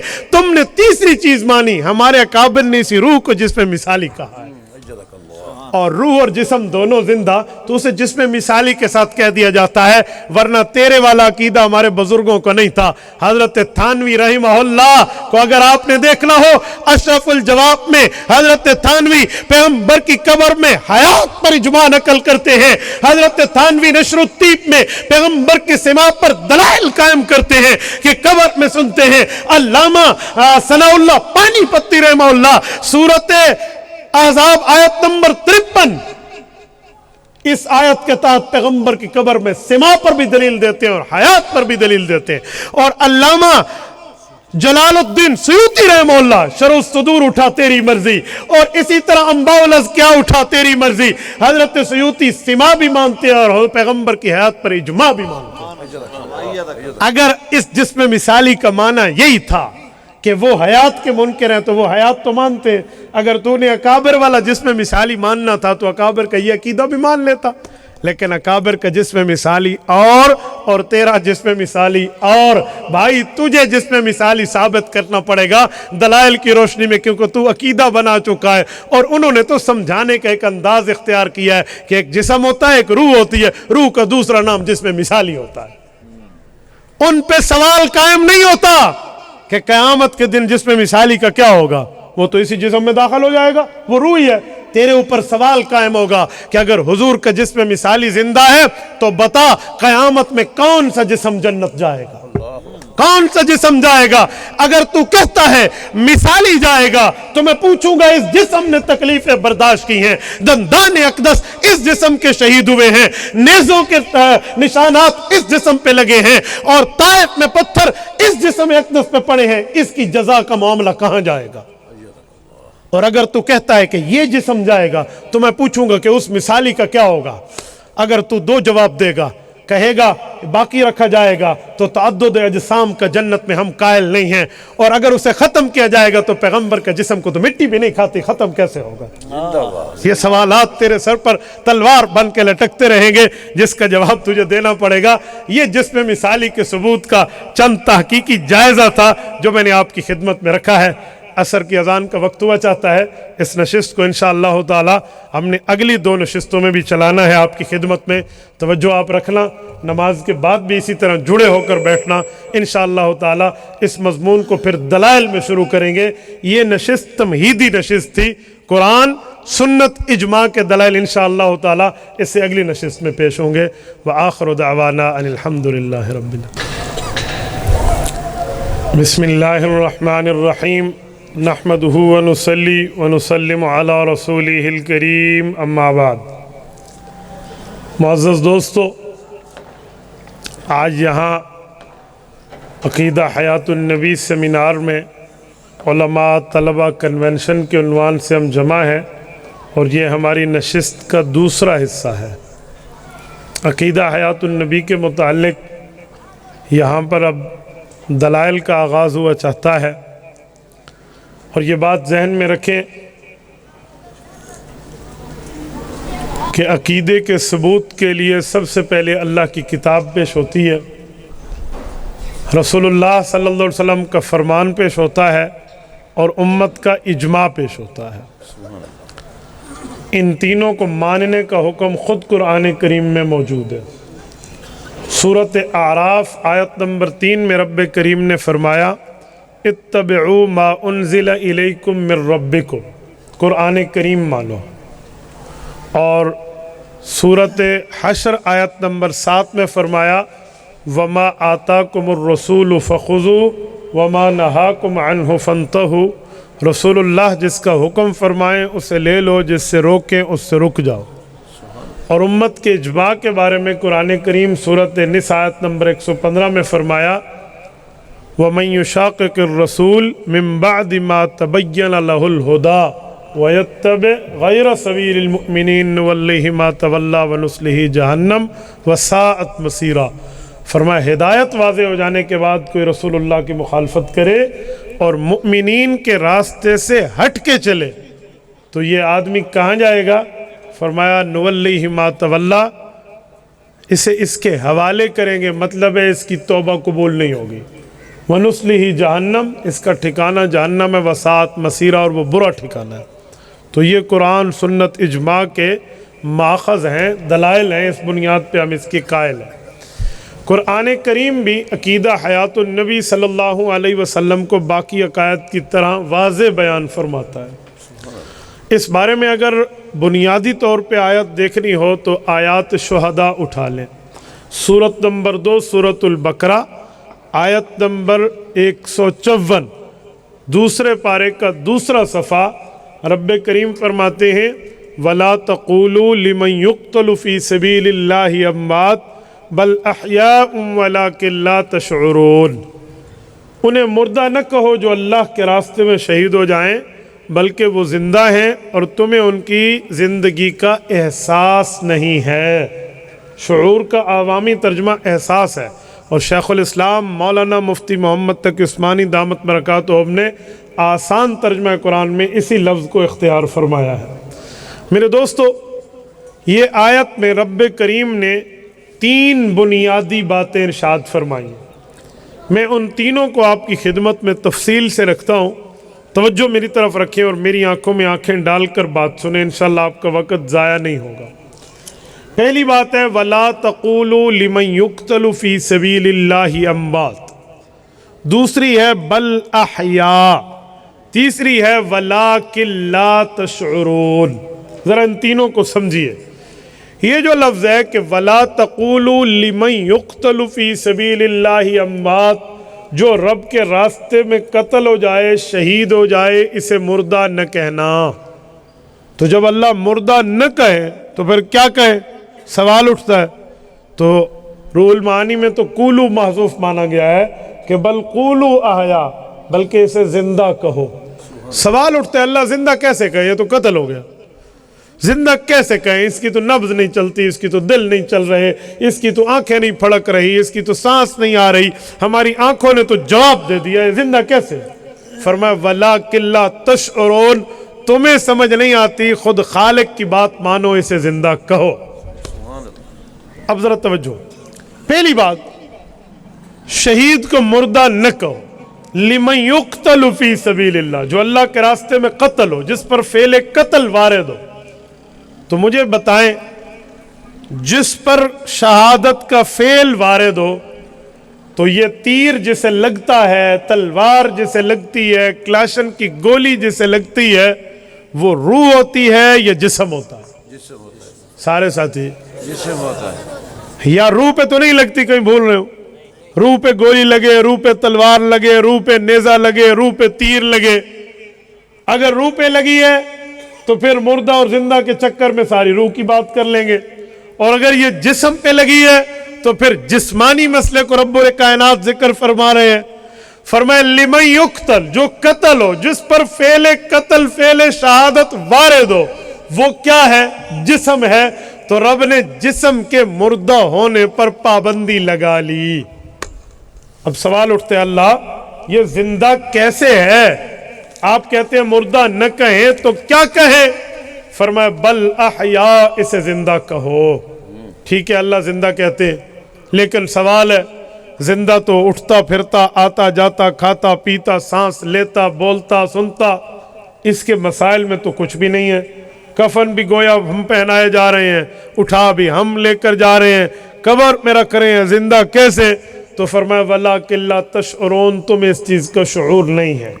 لیکن وَلَكِن لَا تُؤْمِنُونَ نہیں فرمایا تمہارا ایمان نہیں ہے، کیونکہ ایمان تو اللہ کی وحی پر ہے کہ بل احیا، یہ زندہ ہے۔ اب جب یہ بات آتی ہے تو لوگ کہتے ہیں کہ مولانا جب شعور نہیں ہے تو پھر تم کیوں کہتے ہو زندہ ہے؟ تم کیوں کہتے ہو سنتا ہے؟ تم کیوں کہتے ہو سوالات و معاملات و فلاں فلاں؟ تو شعور نہیں ہے تو بس چپ ہو جاؤ۔ تو یہ جواب کوئی اسلامی جواب نہیں ہے. بھائی چپ وہاں ہوں جہاں اسلام ہمیں چپ کرائے. رب کریم نے اس پہ اعتراض سے منع کیا ہے. اس کی تفصیل تو قرآن اور حدیث میں حضور نے خود فرمائی ہے. قبر میں سوالات کا مرحلہ ہے، عذاب ہے، ثواب ہے، عقاب ہے، یہ نعمتوں میں ہے، لذت میں ہے یا عقاب میں ہے، یہ تفصیل تو وہاں موجود ہے. اور ہم یہ کہیں کہ ہمیں شعور نہیں ہے تو زندہ ہی نہیں ہے، تو پھر بل احیا کہاں جائے گا کہ یہ زندہ ہے.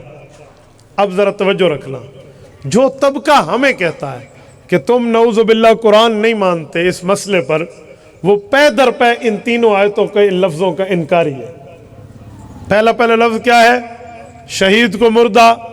بولیے شہید کو مردہ. دوسرا لفظ کیا ہے؟ زندہ کہو. تیسرا کیا ہے؟ تمہیں سمجھ نہیں آئے گی. پہلا لفظ ہے شہید کو مردہ نہیں کہنا، اور یہ ہمیں کہتے ہیں مردہ ہے مردہ ہے مردہ ہے. اللہ فرماتے ہیں بل احیا، زندہ مانو، اور یہ سارا دن ہمیں کہتے ہیں زندہ نہیں ہے زندہ نہیں ہے زندہ نہیں ہے. رب فرماتے ہیں تمہیں سمجھ نہیں آئے گی، اور یہ چیلنج کر کے کہتے ہیں ہم سے مناظرہ کرو، ہمیں سمجھا کے دکھاؤ. یہ جو رب نے فرمایا سمجھ نہیں آئے گی، اب سوال اٹھتا ہے کہ سمجھ کیوں نہیں آئے گی؟ کوئی ہم ناسمجھ ہیں؟ سمجھ کیوں نہیں آئے گی؟ کوئی ہم عقل نہیں رکھتے؟ سمجھ کیوں نہیں آئے گی؟ ہمیں فہم و فراست نہیں ہے؟ بھائی فہم و فراست ہونے کے باوجود، عقل و دانش ہونے کے باوجود، کچھ چیزیں ایسی ہیں جس پر ایمان بالغیب رکھنا پڑتا ہے، اس کو کریدنا نہیں پڑتا. مثلا یہ جو کندھوں پہ فرشتے ہیں، کرامن کاتبین یعلمون ما تفعلون، یہ جو فرشتے ہیں یہ کندھے پر بیٹھے ہیں، لیکن ہمیں سمجھ نہیں آتی. کیوں؟ حدیث پاک کے مطابق یہ لکھ رہے ہیں. لکھنے کے لیے تو کاغذ قلم چاہیے، اب تو اوپر واسکٹ آ گئی ہے، یہ تو نیچے چھپ گیا ہوگا، لکھتا کیسے؟ مجھے سمجھائیں. اوپر قمیض آ گئی ہے، بنیان آ گئی ہے، اوپر واسکٹ آ گئی ہے، اب یہ لکھنے والا کہاں گیا؟ یا تو اس کے پین کی سیاہی نیچے گر گئی، کیسے لکھے گا؟ اور اگر میں نہا رہا ہوں اور اس وقت کوئی بات ہو رہی ہے یا کچھ معاملہ ہے، تو نہاتے وقت تو یہ نہیں لکھ پائے گا کہ صفحہ گیلا ہو جائے گا. کوئی مزدور یہاں گٹھڑی اٹھاتا ہے تو یہ والا فرشتہ تو بیچارہ ساتھ ساتھ پیدل چلے گا. جب بچوں کو یہاں بٹھایا جاتا ہے، حدیث پاک میں رسالت امام علیہ السلام کندھوں پر شہزادگان جنت امام حسن و امام حسین رضی اللہ عنہما بیٹھا کرتے تھے. حضرت سیدہ امامہ رضی اللہ عنہا حضور پاک کی نواسی بیٹھا کرتی تھی. تو فرشتوں کے معاملات کہاں جائیں گے؟ پولیس والے کسی کی تفتیش کے لیے بندے کو الٹا لٹکا دیتے ہیں تو فرشتے کہاں جاتے ہیں؟ وہ بھی لٹکتے ہیں یا بیٹھے رہتے ہیں؟ جواب عقل سے نہیں، نس سے چاہیے. بندہ غسل خانے میں غسل کر رہا ہوتا ہے، تیراکی کے لیے سوئمنگ پول دریا میں، آپ کا یہ ہیڈ پنجند میں، ہاں وہاں آپ بیٹھے ہیں تو ادھر آپ تیر رہے ہیں، تو آپ کا کہاں فرشتوں کے معاملات کہاں ہوں گے؟ ذرا مجھے اس کی قرآن اور حدیث سے ہاں یا نہ کا جواب دیں. تو سب کہتے ہیں جی ایمان رکھنا پڑتا ہے، بحث نہ کرو. عقل ہے، شعور ہے، فہم ہے، فراست ہے، اس کے باوجود بھی ہم اس پر بحث نہیں کرتے، ایمان بالغیب رکھتے ہیں. تو یہ شہادت کی حیات کے مسئلے پر بھی قرآن کہتا ہے وَلَٰكِن لَا تَشْعُرُونَ، تمہیں سمجھ نہیں آئے گی، ایمان رکھو. اس پر اعتراض کرو. اچھا رہی بات اگلی کہ اس کو آپ فٹ کر رہے ہیں حیات شہداء پر. کیا دنیا میں کسی مفسر، کسی محدث، کسی اصولی، کسی فقیہ، کسی تفسیر نے بھی یہ کہا ہے، یا خالی آیت سے اپنی طرف سے استدلال کر رہے ہو؟ بابا ایسا کچھ مسئلہ بھی نہیں ہے. امت کے جتنے مفسرین ہیں، جس نے قرآن کریم کی آیت کی تفسیر اہل حق نے کی ہے، اس نے اس آیت کو شہید کی حیات پر مستدل بنایا. عربی اٹھائیں، اردو اٹھائیں، فارسی اٹھائیں، آپ کوئی مفسر حنفی، شافعی، مالکی، حنبلی میں کوئی اٹھا لیں، کوئی کسی قسم کا آپ دیکھ لیں، وہ شہید کی حیات پر پورے دلائل لاتے ہیں. میں اردو زبان میں ایک حوالہ آپ کی خدمت میں اپنے اکابر کا پیش کرتا ہوں، اور ایک عربی زبان میں حوالہ بھی اپنے اکابر کا پیش کرتا ہوں. علماء کے لیے حضرت تھانوی رحمہ اللہ نے عربی زبان میں تفسیر قرآن لکھوائی تھی، اور عوام کے لیے اردو زبان میں لکھوائی ہے. آج ہمارے ہاں انحطاط کا عالم یہ ہے کہ مولوی عام بندہ جو مدرس نہ ہو وہ اردو تفسیر بیان القرآن سمجھتے ہوئے بیچ کے چلتا ہے، جو حضرت تھانوی کے دور میں عوام کے لیے لکھی گئی تھی، عربی زبان میں احکام القرآن 16 جلدوں میں مکتبہ اسلامیہ کراچی سے چھپی ہوئی ہے۔ یہ علماء کے لیے حضرت تھانوی رحمہ اللہ نے، مولانا کاندلوی رحمہ اللہ کے، علامہ شبیر احمد عثمانی رحمہ اللہ کے، مولانا عبد الشکور رحمہ اللہ کے، مفتی شفیع رحمہ اللہ، ان جیسے اجلہ بزرگوں کو ذمہ داری لگا کر ایک ایک منزل ان سے لکھوائی تھی۔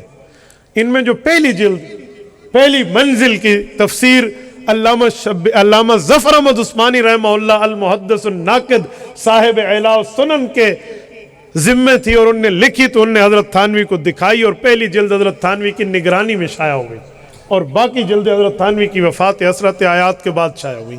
میں اس پہلی جلد کا حوالہ لاتا ہوں جو حضرت تھانوی رحمہ اللہ نے علماء کے لکھوائی۔ وہ اس کی شرح میں حدیث پاک میں لکھتے ہیں، فَلَيْسَ الشَّهِيدُ بِأَوْلَى مِنَ النَّبِيِّ وَأَنَّ نَبِيَّ اللَّهِ حَيٌّ يُرْزَقُ فِي قَبْرِهِ كَمَا وَرَدَ فِي الْحَدِيثِ۔ فرمایا لوگو، شہید کبھی نبی سے بہتر نہیں ہو سکتا، جب شہید زندہ ہے تو نبی اس سے بڑھ کے زندہ ہے۔ یہی لفظ حافظ ابن حجر اسقلانی رحمہ اللہ نے اس آیت کی تفسیر میں فتح الباری میں بھی ذکر کیا ہے، لیکن میں اپنے حنفی بزرگ کو ترجیح دیتے ہوئے آپ کی خدمت میں اپنے اکابر پیش کر رہا ہوں۔ تو میرے دوستو، یہ تفسیر میں تو تمام مفسرین نے، محدثین نے اس کو شہید کے معاملات پر فٹ کر کے باقاعدہ سمجھایا، بتایا، سنایا ہے۔ اچھا، ایک آیت اگلی اٹھا لیتے ہیں اسی آیت کی مزید تفسیر میں، سورۃ آل عمران آیت نمبر 169 و 70، مضمون یہی ہے، ایک دو مسئلوں کا فرق ہے۔ رب کریم فرماتے ہیں، وَلَا تَحْسَبَنَّ الَّذِينَ قُتِلُوا فِي سَبِيلِ اللَّهِ أَمْوَاتًا بل احیاء عند ربهم یرزقون فرحین بما آتاہم اللہ من فضلہ ویستبشرون۔ فرمایا لوگوں، مردہ مت گمان کرنا انہیں جو شہید ہو جائیں اللہ کے راستے میں، بلکہ وہ زندہ ہیں اور رب کی طرف سے انہیں رزق ملتا ہے، اور یہ لوگ خوش ہیں اور اللہ کی طرف سے خوشخبری پاتے ہیں۔ سنیں، اس آیت اور اس پہلی آیت کا مضمون ایک ہے، لیکن ایک دو فرق ہے۔ فرق یہ ہے، وہ ولا تقولو سے شروع ہوتی ہے، یہ ولا تحسبن سے شروع ہوتی ہے۔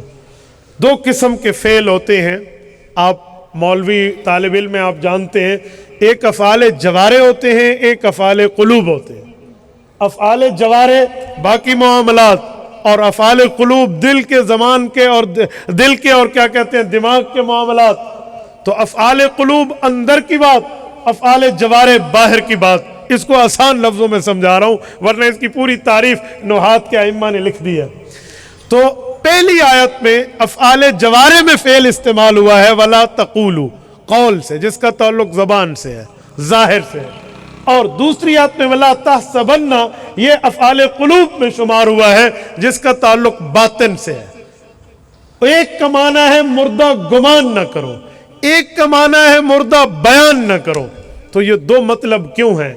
اردو زبان میں ہمارے ہاں دو جملے چلتے ہیں، غلط بولنے کو کہتے ہیں بد زبانی، غلط سوچنے کو کہتے ہیں بدگمانی۔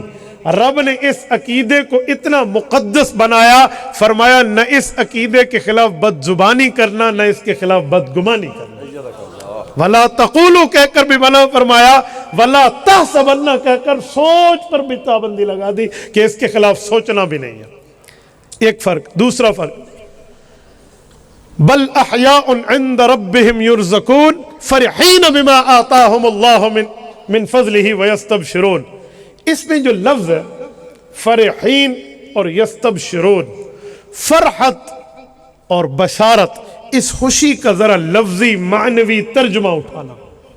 فرحت اس خوشی کو کہتے ہیں جس سے دل خوش ہو، ظاہری خوشی کو نہیں، باطنی خوشی کو، اور بشارت اس خوشی کو کہتے ہیں جس سے جسم کا ظاہر خوش ہے، کیونکہ انسان کو بشر کہتے ہیں نا، بشارہ، یہ بشر، بشر، بشر، یہ چمڑے کے معنی میں آتا ہے۔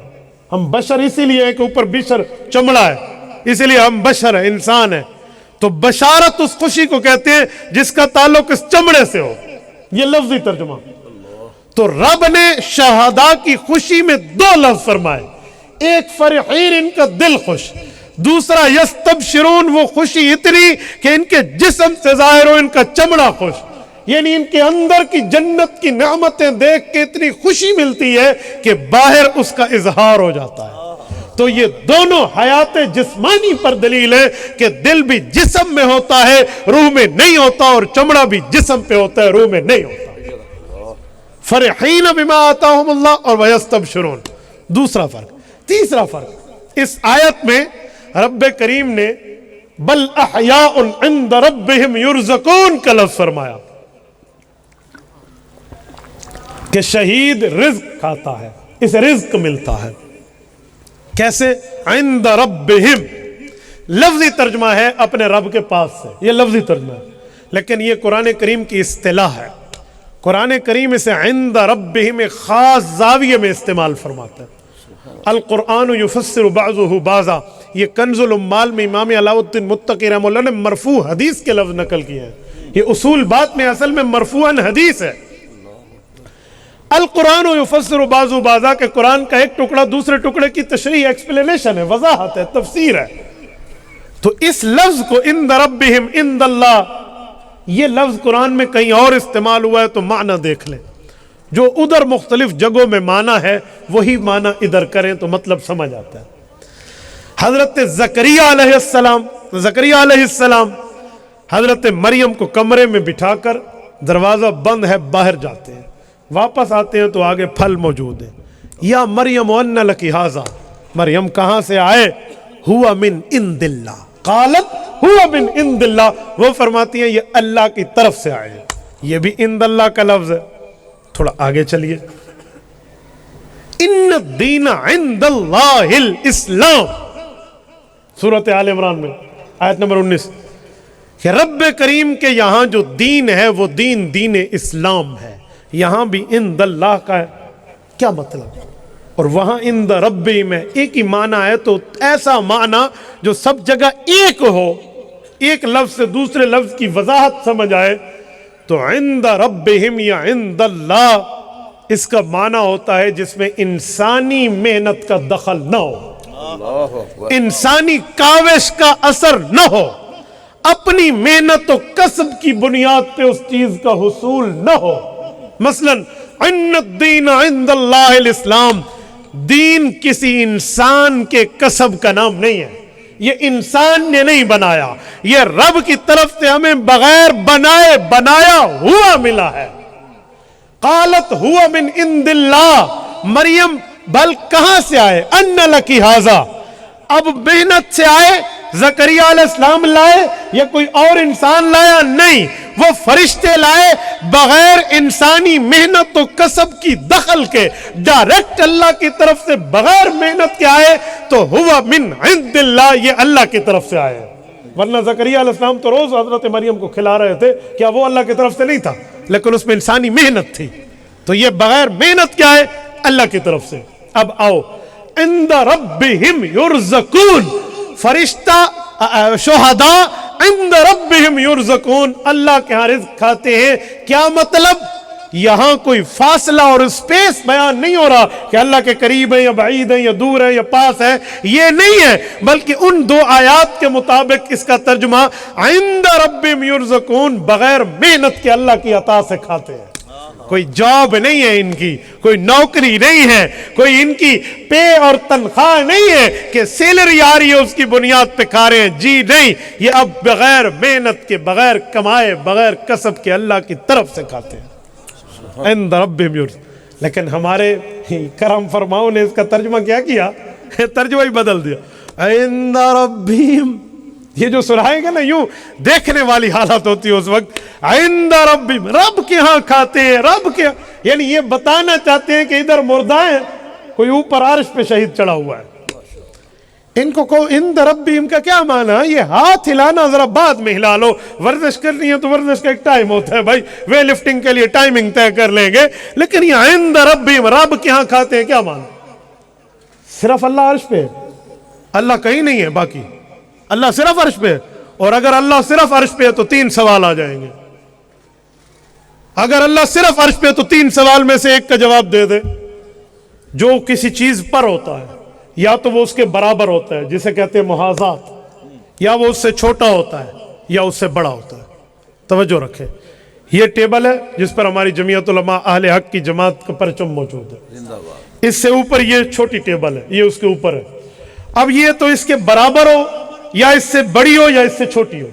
اگر اللہ صرف عرش پر ہے باقی اور کہیں نہیں ہے تو میرا سوال ہے اگر اللہ عرش پر ہے تو یا تو اللہ عرش کے برابر ہے، یہ عقیدہ محاذات کا ہے جو کفری عقیدہ ہے کہ اللہ کسی کے محاذات میں ہے، یا اللہ عرش سے چھوٹا ہے تو پھر اللہ اکبر ٹوٹتا ہے، اور اگر اللہ عرش سے بڑا ہے اس کا کچھ حصہ باہر ہے تو اللہ کے جسم کا جز اور تجزی لازم آتی ہے جو کفری عقیدہ ہے. تو بتائیں آپ کیا کریں گے؟ کہتے ہیں اللہ تو ہر جگہ ہے. تو میں نے کہا جب اللہ ہر جگہ ہے، اہل حق کا نظریہ یہی ہے اللہ جسم سے پاک ہے، بدن سے پاک ہے، جسد سے پاک ہے، لیکن اللہ ہر جگہ ہے. تو سوال یہ ہے پھر شہید حاضر ناظر ہے کہ اللہ کے پاس کھاتا ہے، تو اس سے بھی بڑا ہو گیا. اس نے کہا نبی ہر جگہ ہے، تو نے کہا شہید ہر جگہ ہے. بتا پھر شہید کہاں کھاتا پیتا؟ زندہ باد. تو مسئلہ حل کر کے دے دے. ان ربہم کا ترجمہ جو تو نے کیا وہ تو ٹوٹ گیا. کوئی دلیل کی دنیا میں ترجمہ کرو کہ ان ربہم کا معنی. تو اس لیے بھائی یہ ان ربہم کی محنت آپ کی رائے گاہ جا رہی ہے. لفظی ترجمہ ان ربہم یرزقون، شہید بغیر محنت کے رب کے ہاں سے کھاتا ہے. یہ قرآن کریم میں ترجمہ موجود. یہ تیسرا فرق تھا. یہ جو دو آیات ہیں یہ قرآن کریم کی استدلال کردہ جو میں نے پیش کی ہیں یہ عقیدہ آپ کو سمجھا رہے ہیں. لیکن آپ کے ذہن میں سوال آئے گا کہ مولانا اوپر تو حیات النبی لکھا ہے اور شروع حیات الشہید کر دیا تم نے. سوال ہوگا نا بھئی آپ حیات الشہید سنا رہے ہیں، آپ حیات النبی سنائیں. دو جواب ذہن میں رکھنا. نمبر ایک، رسالت مآب صلی اللہ علیہ وآلہ وسلم کے لیے کہ جو شہید اور نبی کی نسبت ہے وہ کیا ہے؟ شہید تب بنتا ہے جب وہ نبی کو ایمان مانے. شہید مؤمن پہلے ہے، شہادت بعد میں ملی ہے. تو شہید کے لیے مؤمن ہونا پہلے ہے. یہ مؤمن ہے اسی لیے مارا گیا تو شہید ہے. بھائی یہ جس پر ایمان رکھے ہوئے ہے وہ نبی کیوں زندہ نہیں ہے؟ یہ تو مؤمن ہے، وہ ایمان ہے.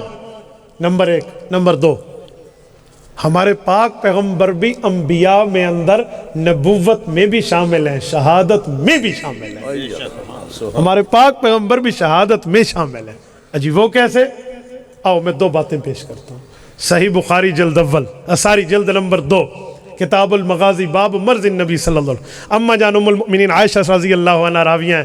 رسالت مآب علیہ السلام نے فرمایا، اما عائشہ رضی اللہ عنہ نقل کرتی ہیں، ما ازال اجد علم الطعام الذي اکلت بخیبر فهذا اوان وجدت انقطاع ابہری من ذلك السم.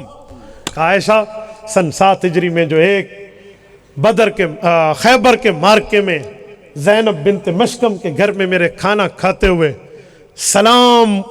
سلام بن مشکم زینب بنت حارث، سلام بن مشکم زینب بنت حارث کے گھر میں کھانا کھاتے ہوئے جو زہر ملی تھی مجھے، اللہ نے اس کا اثر روک دیا تھا، لیکن میں نے دعا شہادت کی مانگی تو آج اسی زہر کے اثر سے فوت ہو رہا ہوں. زہر کے اثر سے فوت ہونے والا کون ہے؟ شہید. اس پر بھی نس لیجئے، والمبتون شہید، صحیح مسلم میں ہے کہ جو زہر کا اثر پیٹ میں ہی ہے نا، تو والمبتون شہید، پیٹ کی اس تکلیف والا بھی شہید ہے. تو میرے پاک پیغمبر بھی شہید ہے. آؤ حضرت عبداللہ ابن مسعود رضی اللہ عنہ سے پوچھ لیتے ہیں. مستدرک علی الصحیحین میں بھی ہے اور مسند احمد میں امام احمد بن حنبل رحمہ اللہ المتوفى 241 ہجری رحمہ اللہ اس کو نقل فرما رہے ہیں. فرما رہے لئن احلف 9 احب الی من ان احلف واحدا اتخذ اللہ نبیا واتخذہ شہیدا. لوگوں میں 9 بار قسم اٹھا کے بات کو فورسیبل کروں، مضبوط کروں، اس سے بہتر ہے تم میری ایک قسم پہ اعتماد کر لو، میرے پاک پیغمبر کو رب نے نبی بھی بنایا، شہید بھی بنایا. اور شہادت زہر کے اثر سے اسی لیے ملی تاکہ شہادت ملے، حضور کی آنکھ بھی ٹھنڈی ہو اور کافر خوش بھی نہ ہو کہ ہماری تلوار کام کر گئی. رسول اللہ صلی اللہ علیہ وسلم شہید بھی ہیں. تو شہادت میں حیات الشہداء بعد میں ہے، حیات الانبیاء پہلے. ٹھیک ہو گیا. قرآن کریم کی تیسری آیت. اچھا ساری اس پر میں تفسیر بھی پیش کر دوں اس دوسری آیت پر. کیا اس کو بھی کسی نے مستدل تفسیر میں بنایا ہے؟ تو بہت زبردست تفسیر. میں وہ تفسیر لاتا ہوں جس کو علماء دیوبند کی اجماعی دستخطوں کے ساتھ اجماعی تفسیر حاصل ہونے کا اعزاز حاصل ہے. وہ کیا ہے؟ وہ ہے کشف الرحمن فی ترجمۃ القرآن. کشف الرحمان اٹھائیں حضرت مولانا صاحبان دہلوی رحمہ اللہ. کیا بات ہے یار, جمعیت علماء ہند کے بہت بڑے ذمہ دار شخصیت ہیں. ہمارے اکابرین پر حضرات جانتے ہیں کہ ان کا کردار کیا ہے. ان کی صدارت تھی اس جلسے کی جب عطا اللہ شاہ بخاری رحمہ اللہ نے راجپال کے خلاف گفتگو کی تھی, اور وہ جو علامہ اقبال کہتے ہیں درکھانا دا منڈا بازی لے گیا سی تک دے رہ گئے, غازی علم الدین اٹھا تھا اس جلسے میں لاہور کے اندر. حضرت بخاری کی تقریر کو سن کے اس نے راجپال کا کام پورا کیا تھا, اور جس کے وکیل قائد اعظم محمد علی جناح بانی پاکستان بنے تھے, اور علماء ہمارے حق میں وہ معاملات ان نے چلائے تھے, لیکن انگریز نے انہیں پھانسی پر لٹکایا. وہ شہید ناموس رسالت بنا. حضرت بخاری کی اس تقریر کی صدارت صاحبان محمود رحمہ اللہ نے کی تھی. انہوں نے تفسیر لکھی, 18 سال میں مکمل ہوئی ہے. مفتی اعظم ہند مفتی کفایت اللہ دہلوی رحمہ اللہ کے اس پہ دستخط, حضرت مولانا اعزاز علی امروہی رحمہ اللہ کے دستخط, حضرت شیخ الحدیث و تفسیر مولانا محمد زکریہ کاندلی رحمہ اللہ کے دستخط, مفتی اعظم دارالعلوم دیوبند مفتی مہدی حسن شاہ جہان پوری رحمہ اللہ کے تصدیقی دستخط, حضرت مولانا سید حسین احمد مدنی رحمہ اللہ کے تصدیقی دستخط, اور اس کا مقدمہ حکیم الاسلام قاری محمد طیب قاسمی رحمہ اللہ نے لکھا ہے. اس کی تفسیر میں اسی آیت سورۃ آل عمران آیت نمبر 169 و 70 اٹھائیں. وہ فرماتے ہیں, میں ان کے لفظ آپ کی خدمت میں پڑھے دیتا ہوں, آپ اندازہ لگائیں کہ ہمارے بزرگوں نے کس طرح اس کا جو ہے نا ترتیب کے ساتھ لکھا.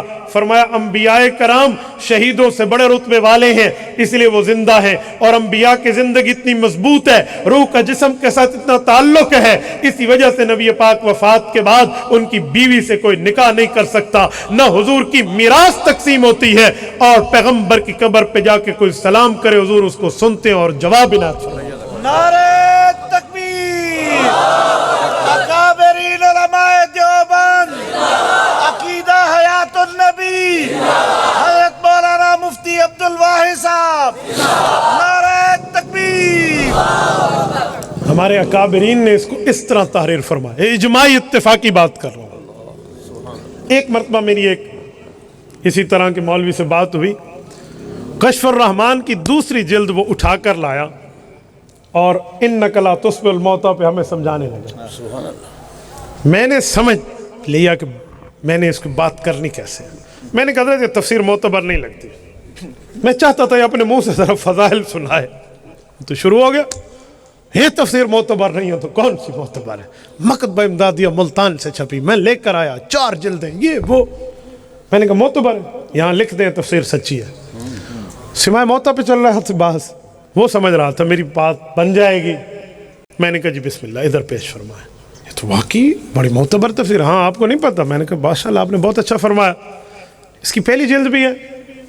اس نے نہیں پڑھی تھی, اسی لیے اس نے اٹھا کے دے دی. وہ پڑھی ہوتی تو کبھی نہ دیتا, انہیں پہلی جلد اٹھا کے دی. میں نے کہا جی ذرا اس کی تفسیر کو ایک بچے کو کہیں ذرا بیٹا آپ پڑھو, آپ کے مدرسے کا طالب علم, ذرا وہ پڑھے ہم سنتے ہیں. بچے کو ہم نے لفظ نکال کے دے دیا, اس آیت کی تفسیر اس نے پڑھنا شروع کر دی. اب وہ پڑھتا جا رہا ہے اور حضرت مولوی صاحب کے چہرے پر تبدیلیاں آتی جا رہی ہیں. اب جب بات پوری ہو مجھے کہتے ہیں عنوان پہ بات کریں. میں نے کہا سچی تفسیر پیش کریں, اگر یہ تفسیر یہاں سچی ہے تو وہاں بھی سچی ہے, اور اگر یہ وہاں نعوذ باللہ جھوٹی ہے تو ادھر سچی کیوں ہے جو پیش کر رہے ہو. بات آگے نہ چل سکی, حضرت صاحب کے معاملات ختم, اب ہوائیاں اڑ رہی ہیں. تو یاد رکھیں ہمارے اکابرین نے مکمل دین کو پھیلایا ہے, ادھورے دین کو نہیں بتایا. قرآن کریم کی تیسری آیت سورۃ نساء آیت نمبر 64, رب کریم نے اس میں 5 مسئلے بیان فرمایا. فَلَوْ أَنَّهُمْ إِذْ ظَلَمُوا أَنفُسَهُمْ جَاءُوكَ فَاسْتَغْفَرُوا اللَّهَ وَاسْتَغْفَرَ لَهُمُ الرَّسُولُ لَوَجَدُوا اللَّهَ تَوَّابًا رَحِيمًا. وَلَوْ أَنَّهُمْ إِذْ ظَلَمُوا أَنفُسَهُمْ, گناہگار آدمی جاؤوکا رسول اللہ کے پاس آئے, فاستغفر اللہ خود بھی اللہ سے معافی مانگے, واستغفر لهم الرسول حضور پاک بھی معافی مانگے, لوجد اللہ توابا رحیما, اللہ معاف فرمائے گا. 5 باتیں.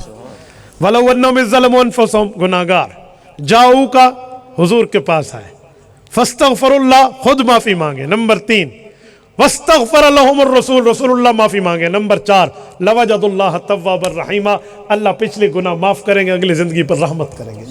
کیونکہ تواب کا تعلق ماضی سے اور رحمت کا تعلق مستقبل سے، یہ دونوں صفت رب نے فرمائی. اللہ معاف کرے گا اگلے زندگی پر رحمت. یہ آیت گناہگار آتے اپنے گناہ اللہ سے بھی معافی مانگتے، حضور سے بھی عرض کرتے، حضور بھی معافی مانگتے، چل میرا بھائی معافی ہو جاتی. اب میں تفسیر پیش کر رہا ہوں، بحر المحیط اٹھائیں آپ کی مرضی، معارف القرآن مولانا مفتی محمد شفیع عثمانی رحمہ اللہ کی دوسری جلد کا صفحہ 460 اٹھا لیں، آپ کی مرضی. اسی طرح آپ سالبی اٹھائیں عربی میں، الکشف والبیان اما فی تفسیر القرآن، آپ کی مرضی. آپ اس پر ابن کثیر اٹھائیں تو ایک واسطے سے ان نے بھی لکھ دیا ہے، قرطبی نے بھی لکھ دیا ہے، تفسیر مظہری میں بھی موجود ہے، مختلف تفاسیر میں ہے. حضرت علی المرتضیٰ فرماتے ہیں رسول اللہ صلی اللہ علیہ وسلم کے انتقال کے 3 دن بعد ایک شخص آیا ہے اور قبر مبارک پر آ کر قبر مبارک پہ ٹھہر کے باتیں شروع کی، اور وہ کہتا ہے یا رسول اللہ میں آیا تو کسی اور ارادے سے تھا، لیکن آپ کا دنیا سے رخصت ہونے پر مجھے ایک آیت یاد آ رہی ہے کہ رب نے وقد انزل اللہ فی کتابک المنزل، آپ پر اللہ نے آیت اتاری ہے، ولو انہم ظلموا انفسہم، گناہگار آدمی جاؤ کا آپ کے پاس آئے، فاستغفر اللہ خود بھی معافی مانگے، واستغفر لہم الرسول آپ بھی معافی مانگے، لوجد اللہ تواب الرحیم رب معاف فرمائے گا. سورۃ النساء ہے، آیت نمبر 64 کا ٹکڑا ہے. اے رب کریم آپ پر اللہ نے آیت اتاری، جئتک مستغفرا لذنوبی ومستشفعا بک الی ربی، میں آیا ہوں رب سے معافی مانگ کے، گناہگار خطا کار ضرور ہوں لیکن آپ کے پاس آیا ہوں کہ قرآن کہتا ہے نبی کے پاس آؤ تو نبی بھی اللہ سے مانگتا ہے. جئتک مستغفرا لذنوبی، آپ کے پاس آیا ہوں، آپ رب سے فرمائیں ان یغفر لی ربی، میرا رب مجھے بھی معاف فرما دے. حضرت علی فرماتے وہ یہ باتیں کر رہا اور ہم دیکھ رہے ہیں. اور مولانا حسین علی الوانی رحمہ اللہ نے تحریرات حدیث میں یہی واقعہ لکھ کے کہا وَلَمْ يُنْكِرْ عَلَيْهِ أَحَدٌ مِّنَ الصَّحَابَةِ، صحابہ میں کسی نے اس پر انکار بھی نہیں کیا. یہ اجماع سکوتی کا نام ہوتا ہے. یہ سارا وہ ہوا، اس کے بعد وہ شخص جانے لگا تو فنودیہ من القبر انہو قد غفر لک، حضرت علی فرماتے ہیں اسے پیغمبر کریم کی قبر اقدس سے خوشخبری آئی، اوے بندے پریشان کیوں ہوتا ہے، رب نے تیری مغفرت کر دی. میرے دوستوں یہ قرآن کریم کی آیت مفتی محمد شفیع رحمہ اللہ معارف القرآن میں مفتی اعظم پاکستان فرماتے ہیں فثبت ان حکم الآیت باقی بعد وفات، فرمائے لوگوں اس آیت کا حکم آج بھی باقی ہے. روز اقدس پہ جا کے سلام بھی پیش کرو، صلاۃ بھی پیش کرو، معافی کی دعا کرو تو حضور اللہ سے مانگ کر دیتے ہیں، اللہ سے مانگ کر. توحید بھی متاثر نہیں ہوتی اس سے. اب ہمیں کیا کہتے ہیں لوگ، یہ تو قبروں سے مانگتے. بھئی ہم قبروں سے نہیں مانگتے. یہی بات ہے تو کل کوئی کہے گا تم ممبر سے مانگتے ہو، مصلی سے مانگتے ہو، محراب سے مانگتے ہو، مسجد سے مانگتے ہو. ہم ممبر، مصلی، محراب و مسجد سے نہیں مانگتے، ہم اس خالق سے مانگتے ہیں جو ان سب کا خالق ہے. بھئی ہم قبر سے نہیں مانگتے، ہم خالق سے مانگتے ہیں، درخواست حضور کو کرتے ہیں. کوئی توحید متاثر نہیں ہے اس سے. ایک ظالم نے تو یہاں تک اس کا انکار کرتے مجھے کہا کہ مولانا اس آنے والے بندے کا نام کیا تھا، کتابوں میں اس کا نام موجود نہیں. حضرت علی فرماتے ایک شخص آیا، قرآن کریم میں بھی بعض بندے ایسے ہیں جن کا نام موجود تفسیروں میں ہے، قرآن میں نہیں ہے. یہ جو ہے سورۃ یاسین میں وہ واقعہ نہیں ہے کیلت الجنہ، حبیب نجار کا نام نہیں ہے. آیت کیا ہے، آیت پڑھیں وہ جو بندہ دوڑتے ہوئے آیا، وجاء من اقصى المدینۃ رجل یسعی، قرآن کہتے ہیں وہ رجل آیا. اب رجل کون ہے، قرآن میں تو نہیں ہے. تو اگر حدیث میں اس کا نام نہیں ہے تو تم انکار کرتے ہو. میں سمجھ گیا اس کی بات. میں نے کہا سن لے، مجھے اس شخص کے آنے سے اور اس کے نام معلوم ہونے سے کوئی غرض نہیں ہے. مجھے غرض ہے تو علی المرتضیٰ کی تائید سے ہے. علی کا نام دنیا جانتی ہے، علی کا نام کائنات جانتی ہے. علی المرتضیٰ وہ ہے جس کو حضور نے فرمایا اقضاہم علی، اس امت کا علی سب سے بڑا قاضی اور چیف جسٹس ہے. یہ صحابہ کرام کا قائد ہے. اگر توحید کا عقیدہ متاثر ہوتا تو یہ علی المرتضیٰ خاموش کبھی نہ رہتے. خلیفہ راشد کی بات ماننے کا حکم حدیث کرتی ہے علیکم بسنتی وسنت الخلفاء الراشدین المہدیین. تو میں تو ہر جمعے میں یہ حدیث خطبے میں پڑھ کے سنا رہا ہوں اور لوگ سن رہے ہیں، تو اب بھی خلیفہ راشد کی بات کو ماننے پہ انکار کر رہا ہے. تو یہ قرآن کریم کی تیسری آیت. آؤ احادیث نبویہ میں پیش کرتا ہوں نزاکت وقت کو سامنے رکھتے ہوئے. ورنہ میں ترتیب کے اعتبار سے اپنے ذہن میں 10 آیات رکھ کر آیا تھا کہ پورے کے پورے 10 آیات ہم اس پہ پیش کریں بِتِلْکَ عَشْرَةٌ کاملہ، وہ یہ بھی نہ کہیں بھی ان کے پاس آیت ہے یا نہیں ہے۔ توجہ، احادیث پاک میں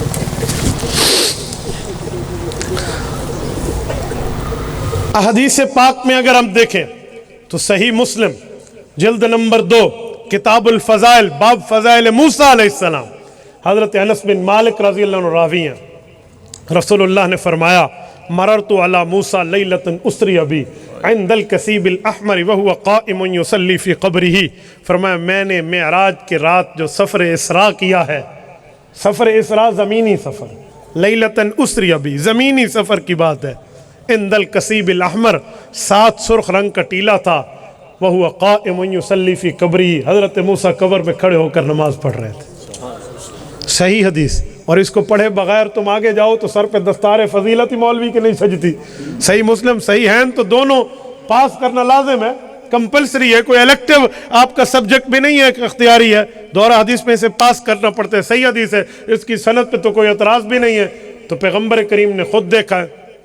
اب کیا کہیں گے جب کوئی بات نہ بنے نا تو ڈوبتے کو تنکے کا سہارا۔ ایک بے وقوف کہنے لگا مولوی صاحب یہ آسمانی قبر کی بات ہے۔ میں نے کہا جی 2 باتیں، آسمان پہ قبریں ہوتی ہیں تو ٹھیک ہو گیا، پھر زمین پہ اس قبر پہ جو سجدہ کرتا ہے اسے مشرک نہ کہنا، کیونکہ قبر تو ہے ہی نہیں، قبر تو آسمان پہ ہے۔ اجی جان چھٹی، ٹھیک ہے۔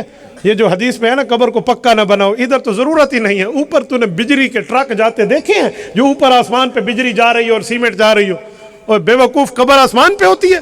اگر قبر آسمان پہ ہے تو میں حضرت اکاڑوی رحمہ اللہ کی بات کو اپنے الفاظ میں پیش کرتا ہوں، پاکستان میں زراعت کی بڑی کمی ہے، یہاں پیداوار بہت کم ہوتے ہیں، لہٰذا ٹھیک ہے بھائی قبریں آسمان پہ ہے، تم اپنے مردوں کو لفافوں میں ڈالو اور اس کو درختوں سے لٹکا دو، اس قبرستان کی زمین کو زراعت کے لیے وقف کر دو۔ عجیب بات ہے، قبر آسمان پہ ہے۔ نمبر 2 بیٹا تو جو بات یہ کرے گا نا، رسالت مآب کی حدیث میں تیرے اس جھوٹ کا جواب موجود ہے۔ حضور کے 2 جواب، لیلتن اسری ابی، اسراء رات کے پیدل زمینی سفر کو کہتے ہیں، تو اسری ابی فرمایا لیلتن اعرج ابی نہیں ہے کہ آسمانی سفر ہے، زمینی سفر۔ دوسرا معنی عند الکثیب الاحمر 7 سرخ رنگ کا ٹیلا تھا، بچوں ٹیلے زمین پہ ہوتے ہیں آسمان پہ نہیں ہوتے ہیں، ورنہ ثابت کرنا پوسی بھی 6ویں آسمان تے 7واں ٹبا پیا ہے، ٹھیک ہے، وہاں ٹبا ثابت کرنا پڑ جائے گا، اس لیے ٹبے زمین پر ہوتے ہیں، ٹیلے زمین پہ ہیں آسمانوں پہ نہیں ہیں، تو یہ زمینی قبر کی بات ہے، یہ تو معجزہ ہے۔ تو ایک منٹ ذرا صبر، کیا ہے؟ معجزہ ہے۔ چلو میں 1 منٹ مان لیتا ہوں، کون کیا معجزہ ہے؟ حضرت موسیٰ کا نماز پڑھنا یا حضور کا دیکھ لینا؟ معجزہ کیا ہے؟ حضور کا دیکھ لینا۔ میں نے تو نماز پڑھنے سے استدلال کیا ہے، دیکھنے سے تو نہیں کیا۔ کس چیز کا پڑھنا تو ان کی عبادت ہے۔ ہاں یہ میرے پاک پیغمبر کا شان ہے کہ قبر کی حالت حضور پر منکشف ہو گئی، ہاں یہ تو ٹھیک ہے معجزہ۔ اچھا اگلی بات، جب یہ سوال کرتے ہیں کہتے ایک سوال میں نے پوچھے، حضرت موسیٰ علیہ السلام قبر میں تھے یا بیت المقدس میں حضور کے پیچھے نماز پڑھ رہے تھے یا آسمانوں پہ تھے؟ ایک حضرت موسیٰ 3 جگہ پہ کیسے؟ جی سبحان اللہ، یہ کوئی سوال ہے؟ میں پوچھتا ہوں حضور علیہ السلام ایک ہیں 3 جگہ پہ کیسے؟ حضور قبر میں بھی ہیں، نماز بھی پڑھا رہے ہیں، بیت المقدس میں آسمانوں پر بھی ہیں، ایک حضور 3 جگہ کیسے؟ کہتے ہیں تعدد اوقات کی بات ہے، پہلے ادھر پھر ادھر پھر ادھر۔ میں نے کہا حضرت موسیٰ پر بھی تعدد اوقات کی بات ہے، پہلے ادھر پھر ادھر پھر ادھر۔ کون لے گیا؟ علامہ کاندلوی رحمہ اللہ سیرت المصطفیٰ میں فرماتے ہیں وَمَا ذَلِكَ اللَّهِ بِعَزِيزِ، یہ اللہ لے گیا ہے، تو اور میں نہیں لے گئے، تیرے اور میرے لے جانے کی بات نہیں ہے کہ طاقت انسانی کا دخل ہو، یہ اللہ لے گیا۔ میں اپنے ڈیرے دی زبانی چادر آندھا بھی پھتو جتو گاما نہیں گھن گیا، اللہ گھن گیا ہے۔ تو ذا کو پھتو گھن گیا، ڈتو گھن گیا، گاما گھن گیا، کیویں گھن گیا، کیسے لے گیا ہے؟ تو بندہ نہیں لے گیا، اللہ لے گیا، اور وہ ان اللہ علی کل شیء قدیر ہے۔ یہ روحوں نے نماز حضور کے پیچھے نہیں پڑھی، روح اور جسم دونوں نے پڑھی۔ مولا علی قاری رحمہ اللہ مرقات شرح مشکات میں باب المعراج جلد نمبر 9 میں لکھتے ہیں انما تکون بالاشباح لا للارواح لا سیما، فرمایا صرف روحیں نماز نہیں پڑھ رہے تھے، روح اور جسم دونوں حضور پاک کے مقتدی تھے۔ تو یہ حدیث ہے۔ आओ ज़रा दूसरी हदीस, मुस्नद अबी याला जल्द नंबर 6 सफ़ा नंबर 624, हज़रत रसूलुल्लाह का फरमान हज़रत अनस सही हदीस में नकल फरमाते हैं, अल अंबियाउ अहयाउन फी कुबूरिहिम युसल्लून, अंबिया अपनी कब्रों में ज़िंदा और नमाज पढ़ते हैं। हमारे ऊपर सवाल करते हैं मौलाना नमाज पढ़ते हैं? जी हाँ। अंबिया कब्रों में जिंदा है? जी जिंदा है। वुज़ू कहाँ से करते हैं? मैंने कहा ये बता, कब्र पे वुज़ू करा कर रखा गया था? कहते जी हाँ। वुज़ू करा कर? जी हाँ। वही वुज़ू आज तक बरकरार है, टूटना तू दिखा दे, दोबारा करना मैं दिखा दूं। कहाँ वुज़ू करते? मैं तुझसे पूछूं, तू जो कहते ऊपर बरज़ख में पढ़ते, उधर टूटी कहाँ से आ गई? कब्र में अगर टूटी की बात है तो मैं जवाब देता हूँ, कब्र जन्नत का बाग है, और कुरान कहते हैं जन्नत क्या है? अनहारुम मिन मा, उसमें पानी की नहरें होंगी। तू कहते हैं वुज़ू कहाँ से करते हैं? और कब्र में पानी ना भी हो तो मट्टी तो मौजूद है, फलम तजिदु माअन फतयम्ममु सईदन तय्यबा, मट्टी ना हो तो पानी ना हो तो तयम्मुम भी हो, लेकिन तू मुझसे पूछ रहा है, मैं साबित कर दूंगा। अच्छा अगली बात, अच्छा नमाज पढ़ते हैं? जी हाँ। कुरान करीम में है मौत के बाद इबादत नहीं है। मैंने कहा एक आयत दिखा दे जिसका तर्जुमा यही हो, मौत के बाद इबादत नहीं है, मैं तुम्हें घड़ी तोहफे में पेश करता हूँ। बिस्मिल्लाह, मुझे ये आयत दिखा दो कि मौत के बाद इबादत नहीं है, तू दिखा दे। अब ये आयत इनके पास नहीं है, जो आयत है वो मैं जानता हूँ, सूरत हिज्र आयत नंबर 99, वअबुद रब्बक हत्ता यअतियकल यकीन, ए प्यारे पैगंबर वफात तक इबादत जारी रखिए। इतनी बात है। मौत के बाद है या नहीं है ये मस्कूत अनहो मसला है, इसको आपने मंतूक सरी बना दिया, ये मंतूक सरी नहीं बनता, मस्कूत अनो है। और मस्कूत अनो क्या होता है उलमा जानते हैं। वहां तो कुरान खामोश है, खामोश को तो लुत्फ कैसे बनाएगा? हाँ मौत के बाद नहीं है ये तू कहां से लाएगा? मौत के बाद है, मैं अल्लाह के कुरान से दिखाता हूं। सूरत यूनुस आयत नंबर 10, रब्बे करीम फरमाते हैं तहिय्यतुहुम फीहा सलाम, जनती एक दूसरे को सलाम करेंगे। ये सलाम करना नेकी नहीं है? व आखिरु दअवाहुम अनिल हम्दुलिल्लाहि रब्बिल आलमीन, जनती एक दूसरे को उठते हुए अल्हम्दुलिल्लाह रब्बिल आलमीन कहेंगे, ये नेकी नहीं है? सूरत मुअमिन में है व औरसनल अर्द नतबव्वउ मिनल जन्नति हैसु नशा फनिअम अजरुल आमिलीन, जनती जन्नत में अल्लाह की तौहीद बयान करेंगे। तौहीद बयान करना नेमत नहीं है तो इशाअतुत तौहीद नाम क्यों है? तौहीद बयान करना नेकी नहीं है तो ये नाम क्यों है फिर तेरा? हमारे साथ फैसला कर ले। ये इतनी नेकियां जो जन्नत में चल रही हैं, फिर तो तू नमाजों पे एतराज कर रहा है। एक शख्स मुझे कहने लगा अच्छा हुजूर पर नमाज मौत के बाद भी फर्ज है? मैंने कहा फर्ज नहीं है, फर्ज वही है वअबुद रब्बक हत्ता यअतियकल यकीन, ए नबी तूने वफात तक इबादत को जारी रखना है, ये फ़र्ज़ है। वफात के बाद वो हुजूर पाक मज़ा राहत तलज़्ज़ुज़ के लिए नमाज पढ़ते हैं। दलील वो जुइलत कुर्रतु ऐनी फ़िस्सलाह, मेरे पाक पैगम्बर ने फरमाया नमाज से मेरी आंखें ठंडी, यानी मेरा दिल खुश होता है। इस दिल की राहत और खुशी के लिए हुजूर नमाज पढ़ते हैं, कोई फ़र्ज़ वाजिब नहीं है। इसलिए बेटा ये तेरे ऊपर, तेरा हमारे ऊपर एतराज़ नहीं आ सकता। हदीस नंबर 3, जिलाउल इफ़हाम फ़ी फ़ज़्ल सलाति वस्सलाम अला सय्यद खैरिल अनाम, इमाम इब्नुल क़य्यम रहमहुल्लाह ने ये हदीस पाक की किताब लिखी है, सऊदी दमाम से छपी है, इसका सफ़ा 92 उठा लें। हज़रत अबू हुरैरा की सही रिवायत मौजूद है। रिसालत इमाम अलैहिस्सलाम ने फरमाया मन सल्ला अलैया इंद क़ब्री समिअतुहु व मन सल्ला अलैया मिन बईदिन उअलिमतुहु, कहे लोगो वफ़ात के बाद मेरी कब्र पर सलाम पढ़ोगे मैं खुद सुनूंगा, दूर से पढ़ोगे फरिश्ते मुझ तक पहुँचाएंगे। एक शख्स कहने लगा मौली साहब इसमें सुद्दी सगीर रावी मौजूद है। मैंने कहा मुँह मांगा इनाम दूंगा, इसमें सुद्दी सगीर निकाल के दिखा दे। इसमें सुद्दी सगीर रावी है ही नहीं। इसमें अबू शेख अब्दुल्ला बिन जाफर बिन हयान अल अंसारी अल मुतवफ़ा 307 हिजरी जैसा वो फ़क़ीह मौजूद है जिसको हज़रत ज़हबी ने तज़किरतुल हुफ़्फ़ाज़ में हाफ़िज़ुल हदीस 1 लाख हदीस का सनदन मतनन हाफ़िज़ लिखा है, वो मौजूद है। झूठ बोलते हो फलां रावी है फलां रावी है। पैगम्बर अलैहिस्सलाम ने खुद फरमाया कब्र के करीब सुनते हैं, हो गया फैसला। हज़रत अबू हुरैरा नकल कर रहे हैं, ये हदीस का मतलब गलत होता तो उम्मत में मौजूद ना होती। हुजूर फरमाते नहीं, हज़रत अबू हुरैरा सुनाते नहीं। अच्छा अगर माना यही है जो तू कर रहा है तो कहते एक सवाल पूछूं? मैंने कहा जी बड़े शौक से। कहते अब तो रोज़ा पाक बन गया है, मस्जिद नबवी दूर तक है, تو تم قبر کے قریب سنتے ہیں، تو مسجد نبوی کا باقی حکم کیا ہے؟ میں نے کہا باقی حکم بعد میں کر لیں گے، پہلے اس قبر والی تو بات مان، اگلی بات پھر ہو جائے گی۔ تو قبر والی بھی ماننے پہ نہیں بیٹھا اور ہمیں سناتا پھر رہا ہے۔ تو پیغمبر علیہ الصلوۃ والسلام کی 3 صحیح حدیث، 3 قرآن کریم کی آیات، یہ دلائل کی روشنی میں ہے، تو یہ حضور پاک علیہ السلام کی حیات پر امت کے لیے دلائل موجود ہے۔ اور ہمارے پاس تیسرے نمبر پر امت کا اجماع ہے۔ میرے دوستو، اجماع امت وہ چیز ہے جس سے عقیدے کو یوں ثابت کیا جاتا ہے جس طرح ثابت کر کے امت میں ثابت اور اس کے دلائل کے ساتھ، جیسے قرآن کریم نے بتایا ہے کہ اجماع امت کی دلیل وَيَتَّبِعْ غَيْرَ سَبِيلِ الْمُؤْمِنِينَ۔ آؤ میں پیش کرتا ہوں، پوری امت مسلمہ پیغمبر کریم کی حیات کے عقیدے کو مانتی ہے۔ حضرت علامہ بدر الدین عینی رحمہ اللہ عمدۃ القاری، یہ شرح صحیح بخاری کی جلد نمبر 6 میں فرماتے ہیں من انکر الحیات فی القبر وہم المعتزلہ واجیب عن اہل السنہ، کہ جو قبر میں پیغمبر کی زندگی کو نہ مانے وہ بندہ معتزلی ہے، اہل سنت جواب دیتے ہیں۔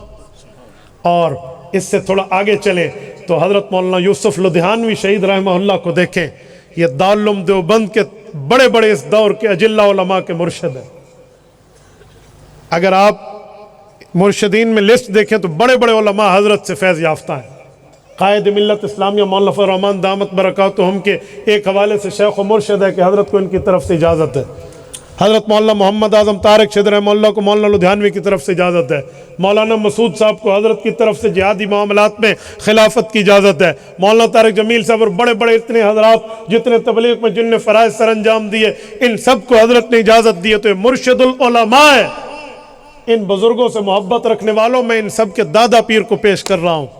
آپ کے مسائل ان کا حل جو تخریج شدہ ایڈیشن ہے، جلد اول صفحہ نمبر 199 کھولیے، صفحہ نمبر 299 کھولیے، وہ فرماتے ہیں حضور پاک اپنی قبر پہ زندہ، قبر کے قریب سلام سنتے ہیں۔ جو اس کے خلاف عقیدہ رکھتا ہے 4 فتوے دیے، وہ اکابر کے نزدیک گمراہ ہے، اس کی اقتداء میں نماز جائز نہیں، اس کی تقریر سننا جائز نہیں، اس کے ساتھ کسی قسم کا تعلق روا نہیں۔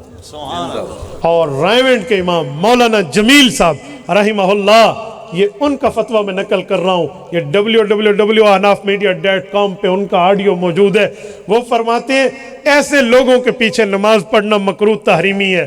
اور پھر اس پر دلائل میں اجماع میں اجماعی پہلا حوالہ اگر آپ نے دیکھنا ہو تو آپ اس مسئلے پر حضرت امام سخاوی المتوفى 902 ہجری رحمہ اللہ کی کتاب القول البدی فی الصلاۃ علی الحبیب الشفیع کھولیے، وہ فرماتے ہیں نحن نؤمن، امت کا عقیدہ ہے، ونصدق، امت تصدیق کرتی ہے، بأنہ صلی اللہ علیہ وسلم حی فی قبرہ، کہ حضور اپنی قبر میں زندہ ہے، وأن جسدہ الشریف لا تأکلہ الارض، اور حضور کے جسم کو مٹی نہیں کھاتی، والاجماع علی ھذا، پوری دنیا کے اہل حق مسلمان اس عقیدے پر متفق ہیں۔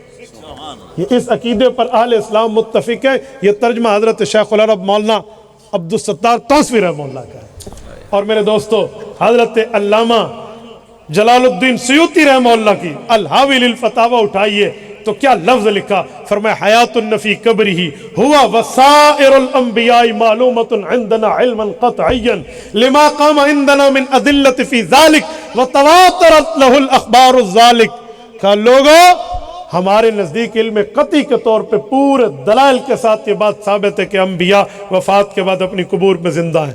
مولانا رشید احمد گنگوہی رحمہ اللہ دارالعلوم دیوبند میں ابو حنیفہ ثانی سمجھے جانے والی شخصیت فقیہ النفس علامہ گنگوہی رحمہ اللہ کا فتاوی رشیدیہ میں اس پر 2 فتوے موجود ہیں۔ ایک مولانا یحییٰ کا لکھا ہوا ہے، اس پر حضرت کے تصدیقی دستخط نہیں ہے، وہ بھی یہی ہے، لیکن ایک پر حضرت کے خود تصدیقی دستخط بھی ہے۔ وہ فرماتے ہیں انبیاء کے سما میں کسی کو اختلاف نہیں، یہ کسی کو اختلاف نہ ہونا تو امت کا اجماع ہے۔ میں نے دستخط کی بات اسی لیے کی ہے کہ امتی کہتے ہیں اس پہ تو دستخط نہیں ہے، بھائی ایک پہ نہیں ہے جو بات میں لکھا گیا تھا، دوسرے پر ہیں، اس پہ اس مضمون کے 2 فتوے ہیں، یہ دونوں کے جواب میں نے آپ کی خدمت میں عرض کر دیے۔